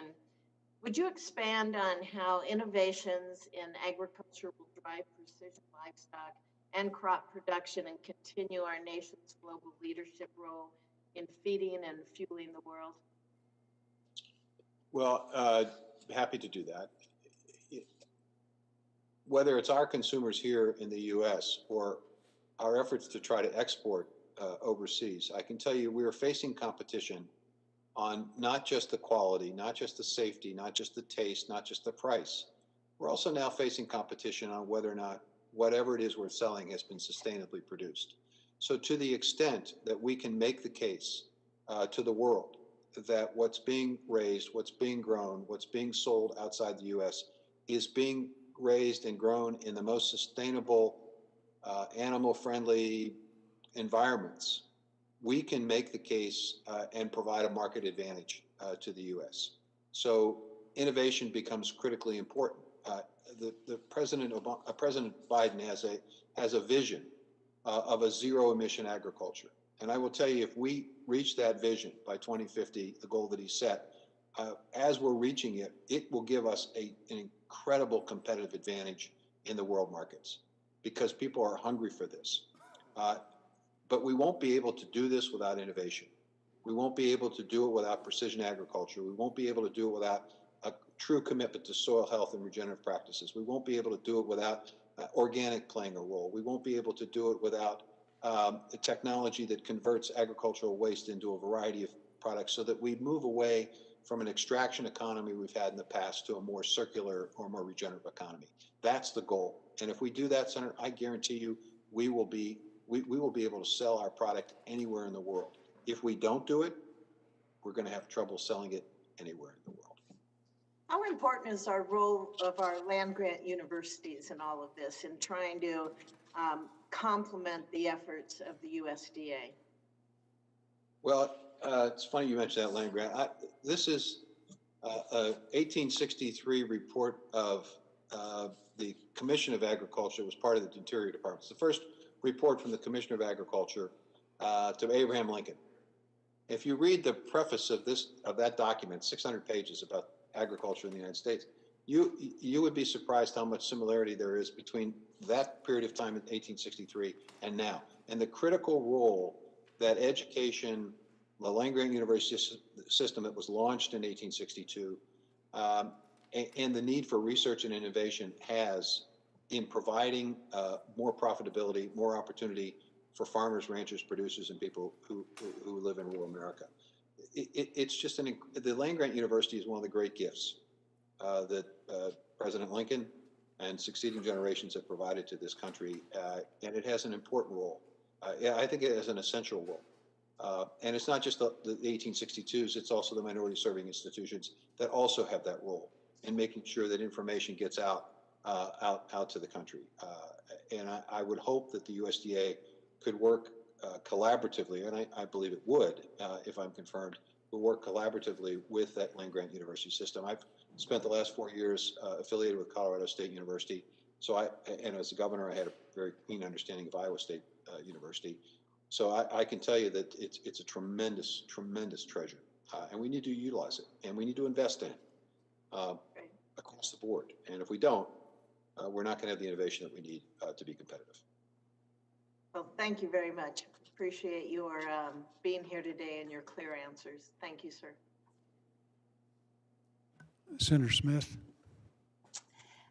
Thank you very much, Chair Bozeman. And Secretary Vilsack, it's great to see you again.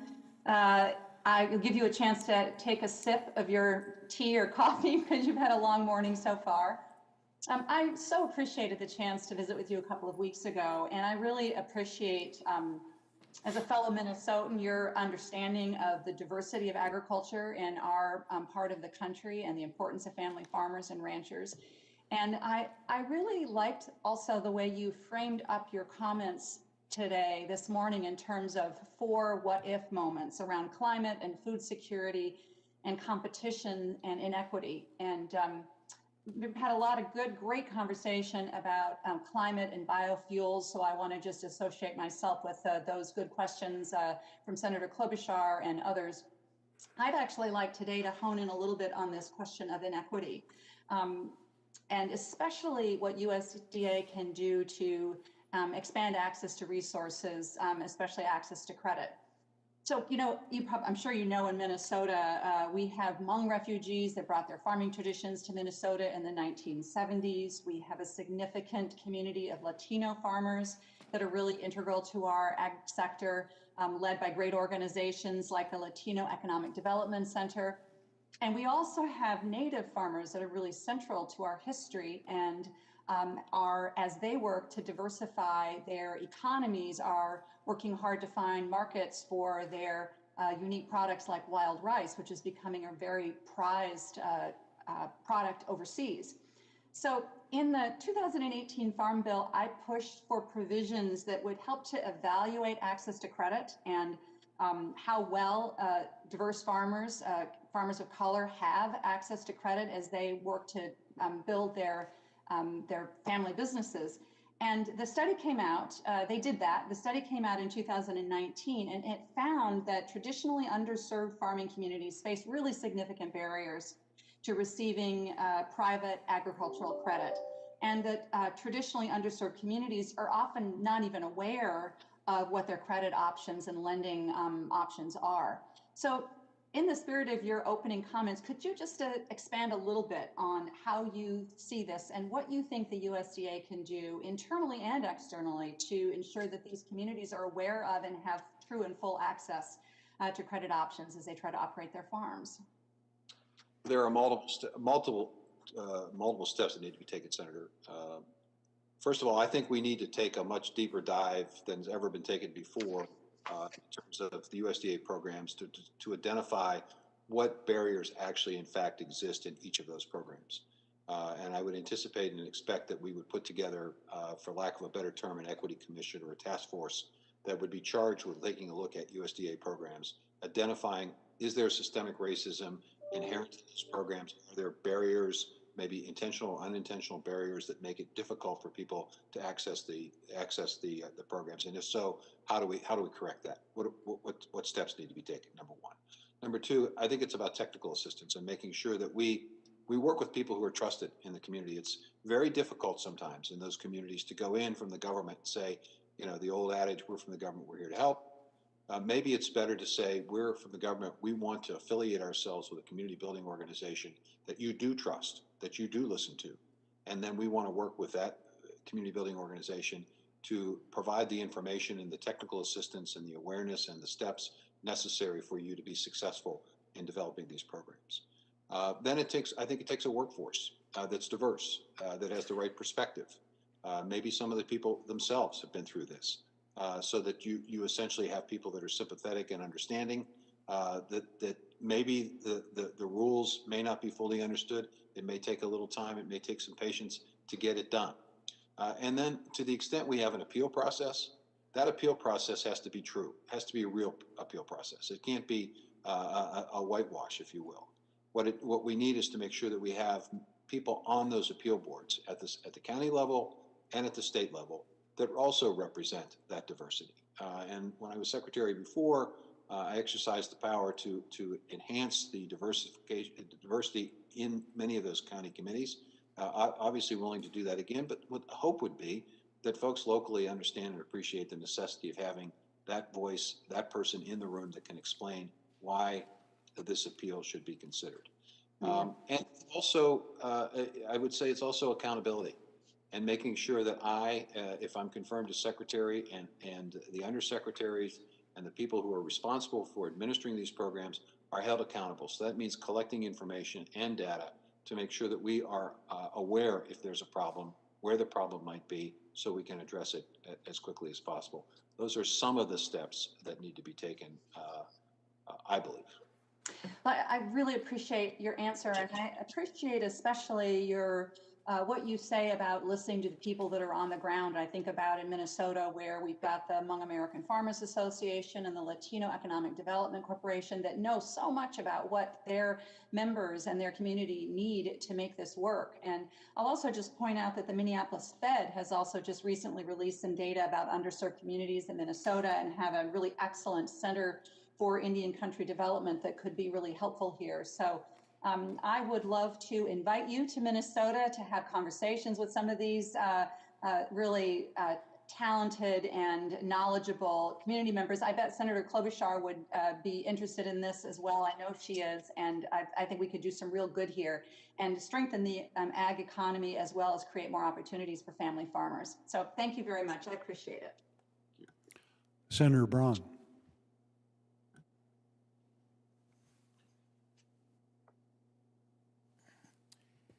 Thank you, Senator Bozeman.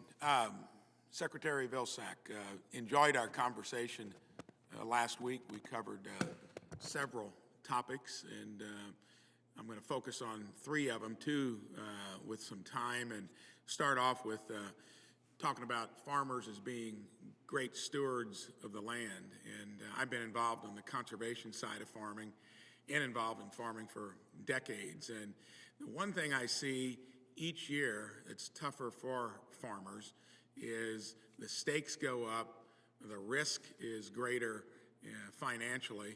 I hearken back to 09 to 13, the last time until just recently we had decent profits in especially the grain markets, which have a ripple effect through poultry, livestock, and so forth.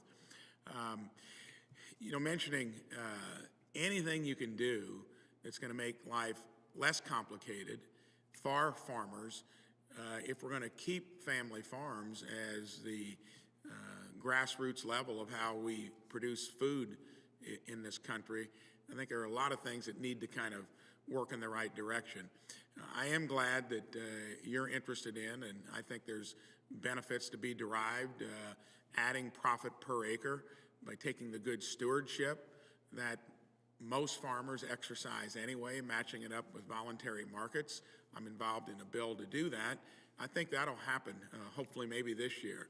I want to focus on what since 09 and 13, and that was right after, I guess, the days of LDPs and direct payments, which we'll get to the second thing I'm going to talk about here in a moment, the heavy involvement of government over the years that we've just weaned ourselves away from.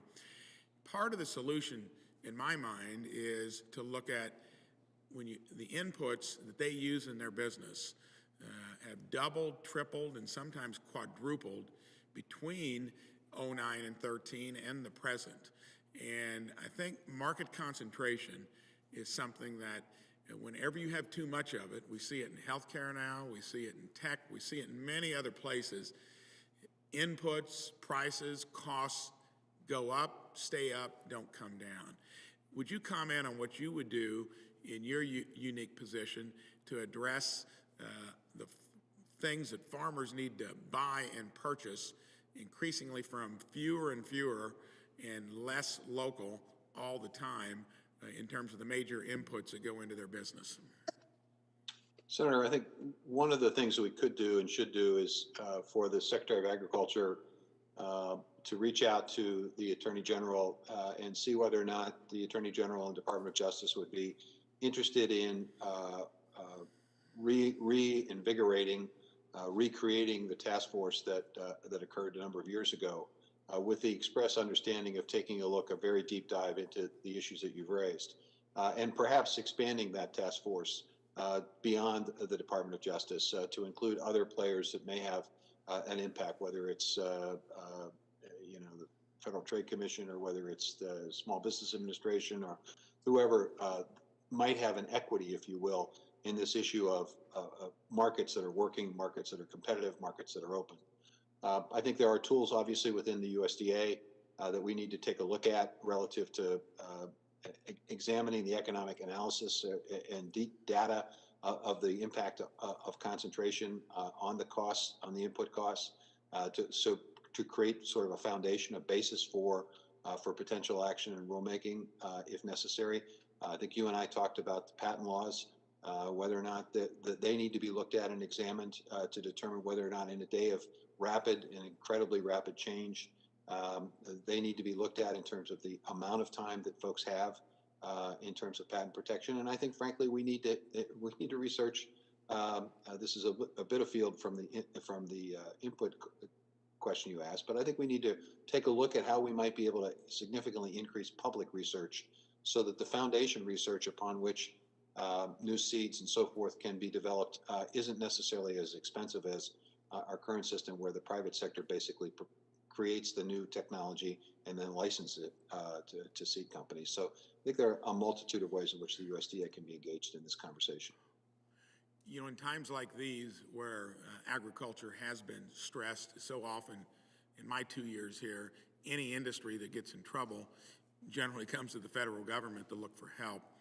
And I think most farmers, as I mentioned earlier, were glad to wean themselves from LDP payments, direct payments, and basically most of the involvement, other than in a year like going through COVID, would have been through crop insurance. Couple things. Government can cost farmers per acre with burdensome regulations. Again, I believe in conservation. I believe in saving the resource, treating it well. Waters of the U.S. Had a significant impact on farmers and developers in terms of, I think, adding undue burdens. And I would hope that you look at that side of the equation too, because I think you'll be in a unique position to weigh in. Regulation where you need it, make sure it's not in overdrive. And then try to keep focus on maybe helping find new markets, do things that are going to broaden the ability for farmers to sell what they produce, and keeping costs down, which you mentioned a little bit ago, and then mostly avoiding government ending up getting more involved, because I think that is one thing that, first of all, from a budget point of view, we cannot take on the burden of doing more when we're running trillion-dollar deficits structurally. I would just like your comment on how we keep farmers healthy without, reverting to the federal government being more involved in a financial way.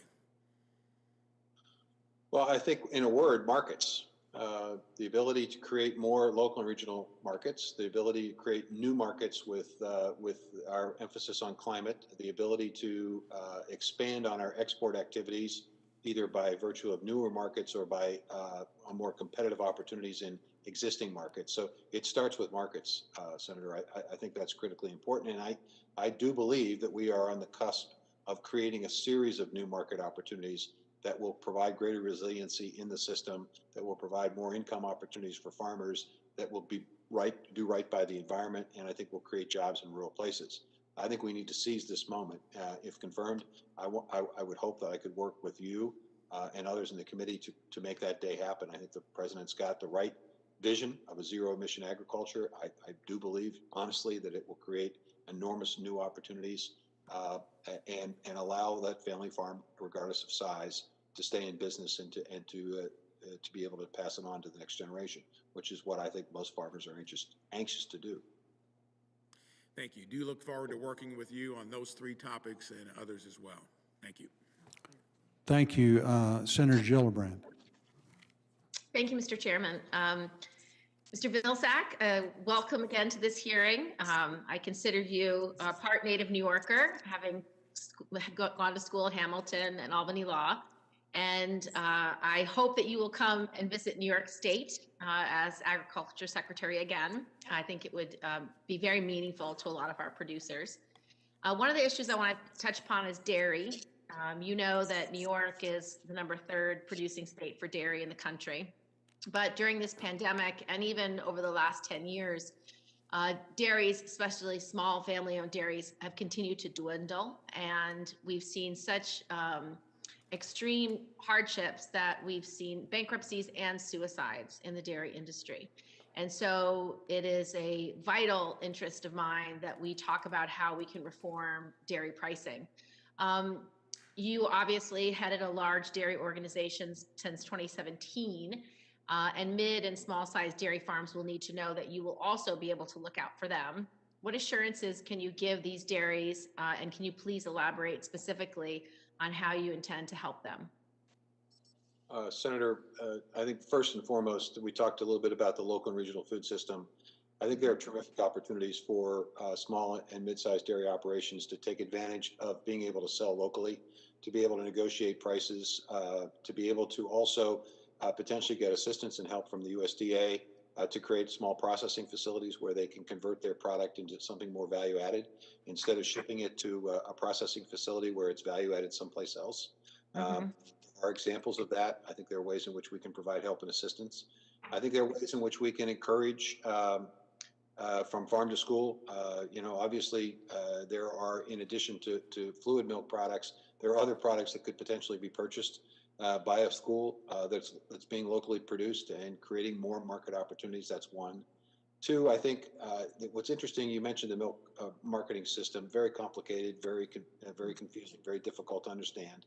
But one of potentially a number of issues that you could raise about that is that it doesn't take into consideration the value that comes from exports. And more milk is in fact being, if you will, exported in the form of powder and cheese and so forth around the world. 1 out of every 7, 1 out of every 6 tankers of milk actually gets exported. The value of that's not factored into the price that goes to it, and it needs to be. And I think that there are ways in which we can work together to make sure that that process, as it unfolds, provides a better price for the farmers, a fairer price that takes in consideration all that's being currently done with yeah, milk. but I think it also needs to actually take into account the cost of production and what that is regionally, because many times the reimbursement rate is below the cost of production, and different parts of the country have different costs of production. And we don't want agriculture for any one fruit, vegetable, dairy product to be regionalized, because we know that ag should always be looked at in a national security lens. When trace elements of nuclear fallout material was found in dairies in California, that raised huge alarm because of a nuclear fallout incident in Japan. So we want to make sure that we don't lose areas of the country that are committed to production because our formulas don't work for everybody. So I would just urge you to work with me on a really fulsome review of how that milk pricing takes place. The second issue I'd like to talk about is nutrition.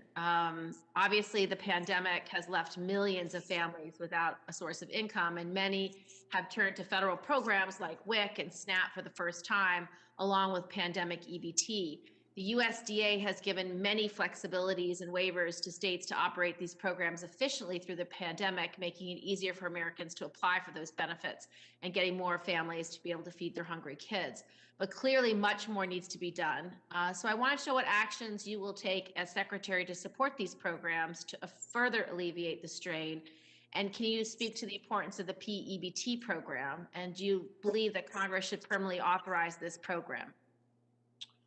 Senator, one of the first things we need to be able to do is to provide the resources that you all voted on and provided for states to be distributed. I think it's $100 million of assistance to encourage more help at the state level.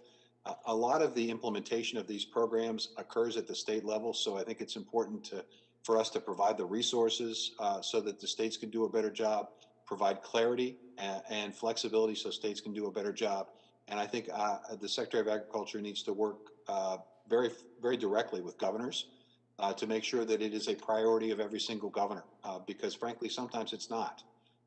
Sometimes they leave it up to their human services folks to take care of these programs. They need to be engaged personally to make sure that folks understand it is a priority that these nutrition assistance programs are available to people, they're accessible to people, they're easily qualified for folks, and that the benefits are get to them.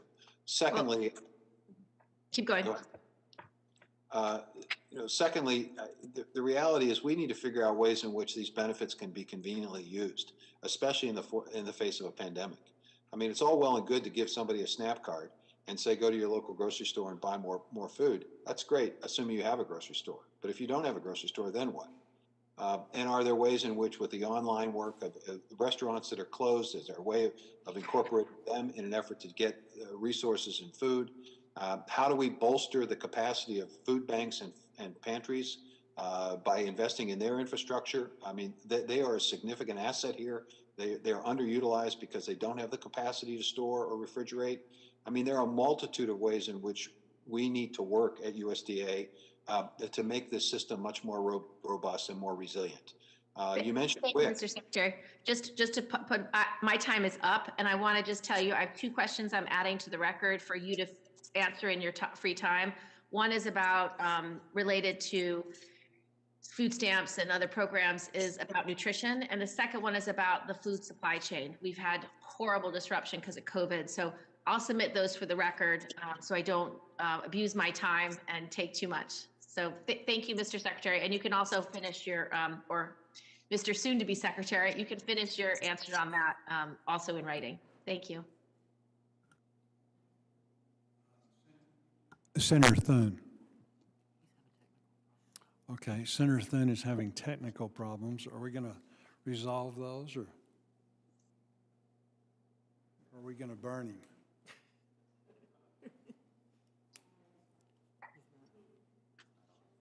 Okay, he's not on. I know the Secretary will be glad to take Senator Thune's call if he's got some questions he would like to ask. Senator Vilsack, thank you so much for your willingness to be considered for service to agriculture and rural America as Secretary of Agriculture. This committee has a history of working in a bipartisan fashion while crafting legislation and considering nominations. And in that spirit, Secretary Vilsack has agreed to expedite his responses to committee members' questions for the record. As a result of that, as a result of his cooperation and the Senate's committee, our committee cooperation, as a result, later today we will hold a business meeting in conjunction with floor votes as cited off the floor of the Senate. The purpose of the business meeting will be to consider the nomination of Senator Vilsack. Normally that's done 48 hours later, but again, because of the circumstances and because we were able to agree to do that, we're going to do this as quickly as possible. So I'm going to yield to Senator Thune, who has solved his technical problems. You thought you were off the hook, Secretary Vilsack, but you've got one more. Senator Thune.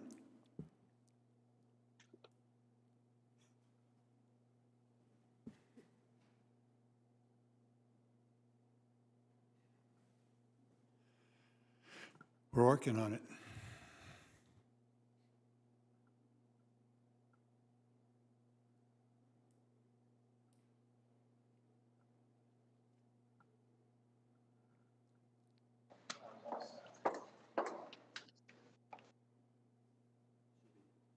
Are you there, Senator Thune?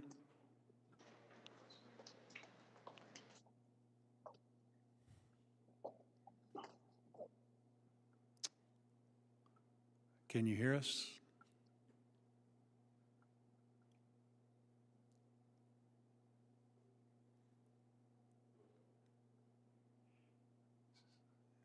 These are the trials Got and, in just 1 second. trials and tribulations of COVID times.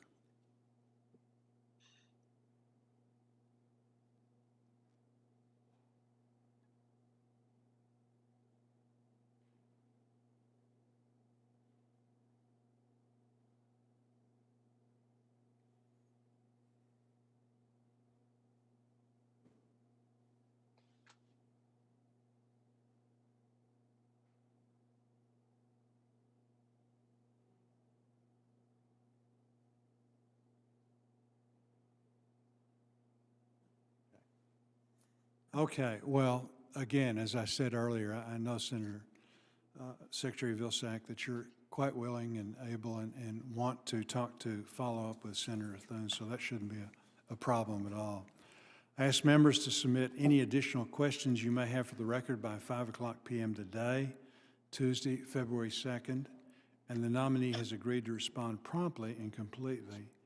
In addition, the record will remain open for 5 business days for members to submit a statement or additional materials. Again, thank everybody today for your time today. And Mr. Chairman? yes, Senator Thune. Can I get in very quickly here? No, and ask you a can couple jump questions? in, and then as soon as you're done, we'll just bang the gavel and we'll be out of here. All right, my apologies. I was juggling multiple meetings. We understand. Let me just very quickly, Secretary Vilsack, thank you for your willingness to serve again, and welcome back to Senate Ag Committee. Let me just touch on a couple of things that I've talked to you about already, but that I would like to have you speak to on the record, and some of it's been covered by some of my colleagues, but one of them has to do with volatility in the cattle market and integrity in that market. There's a lot of concerns out there about potential manipulation, market manipulation, lack of competition among meat packers. And as Senator Grassley pointed out, there are 4 packers who have 80% of the processing capacity in the country. I'd like to get your thoughts on, if confirmed, what actions you would take to strengthen the integrity of the cattle market, your views on packers and stockyards, and what ideas you might have to address the consolidation issue. I know I'm getting a lot of questions into one there. And then if you could segue into country of origin labeling, an issue which has already, again, been covered, but one that continues to be an incredibly important issue to many producers in South Dakota. Your views on the cool rulings, if confirmed, whether you'd be willing to work with us and my staff on finding a path forward, preferably a WTO compliant path on cool to help address the concerns of South Dakota producers. So that's a lot in one question, but if you could just kind of give us your views on that, and if we don't get to cover it all, I can cover it, follow up with a question for the record. Senator, I'll sort of work in reverse. Happy to work with you and your staff on anything that would allow us to advance a country of origin labeling. As you know, we tried. WTO basically suggested that we hadn't succeeded. If there's a way to get it to be WTO compliant, I would be more than happy to work with you and look forward to that. As it relates to packers and stockyards, look, we're going to look at every vehicle that we have, every capacity we have with the USDA to make sure that we have open, fair, and transparent markets, where we have appropriate price discovery, where we have the data and the economic analysis that allows us to determine whether or not there's a problem in the market, and if there is, using the tools that we have to try to provide greater competition, greater openness, greater transparency, greater fairness. I think there are ways in which we could also expand significantly processing opportunities in this country, so that we're not overly reliant on a small number of processors. I think we saw the penalty of that, if you will, during COVID. It's not the last time we're going to have COVID type situations and major disruptions. We need to make sure we are prepared to make this system more resilient, and that means having more capacity. And I would also look to work closely with the Department of Justice to determine whether or not they see reasons for additional action on their behalf. And we'll certainly work collaboratively with them. Suggested the opportunity for the recreation of the task force that was established some time ago, potentially expanding the membership of that task force in a way that would give us the best opportunity to evaluate. These are not easy cases. They're not easy issues to resolve, but I think there are a multitude of things that we can take and steps we can take to help producers have greater confidence in the market. Well, we look forward to working with you on those because there is a lot of skepticism out there right now that sort of an actual free market exists. And so we continue to work with you. Let me ask a quick question here. The President Biden and some of the other cabinet noms have not been shy about their desire to invest heavily in electric vehicles and EVs. We believe biofuels like ethanol and biodiesel can achieve significant near-term greenhouse gas reductions using the existing consumer fleet, vehicle fleet, and a majority of the existing fueling infrastructure. There was a recent Harvard study that found that the average greenhouse gas reduction of ethanol over gasoline is 46%, with some producers achieving as high as 61% life cycle reductions. If confirmed, how will you help leverage the farm economy and biofuels as part of the administration's climate agenda? And more specifically, how will you provide parity, or I should say, will you provide parity for biofuel blending infrastructure with respect to EV funding? Senator, going to look for ways in which we can encourage and incent and continue to support the biofuel industry, whether it's utilizing the existing program that Secretary Perdue established on getting those resources out the door, whether it's taking a look at the COVID relief packages and determining whether or not there are ways in which the industry can be helped today for the difficulties they've experienced during COVID, or whether it's directly working with my colleagues at EPA to make sure that the renewable fuel standard is followed, that we don't grant waivers liberally to entities that don't need them, so that we continue to have a market. I think we can make the case, should make the case, and will make the case that there is a role to play for biofuels in climate, in reduction of emissions. I think there's a role for the biofuel industry to play as it relates to marine and aviation fuel as well. I think there's a terrific opportunity there. And I think there's a role for the biofuel industry to play in terms of fleet maintenance. We're not going to convert, there won't be enough electric vehicles to convert all of that fleet in a relatively short period of time. It's obviously there's going to be a fairly significant transition. I mentioned earlier that I'm the owner of a 2006 Ford Focus.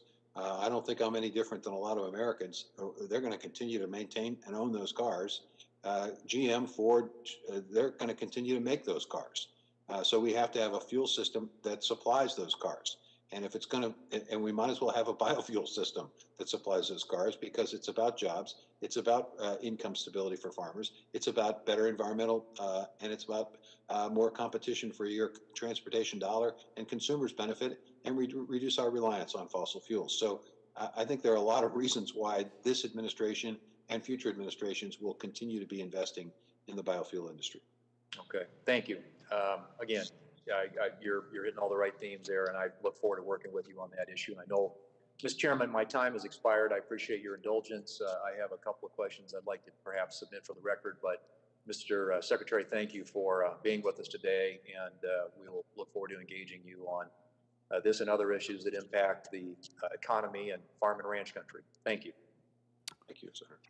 Thank you, Senator Thune. And with that, I want to thank everyone for their time today. And I believe that we will have the confirmation vote between votes at 2:30.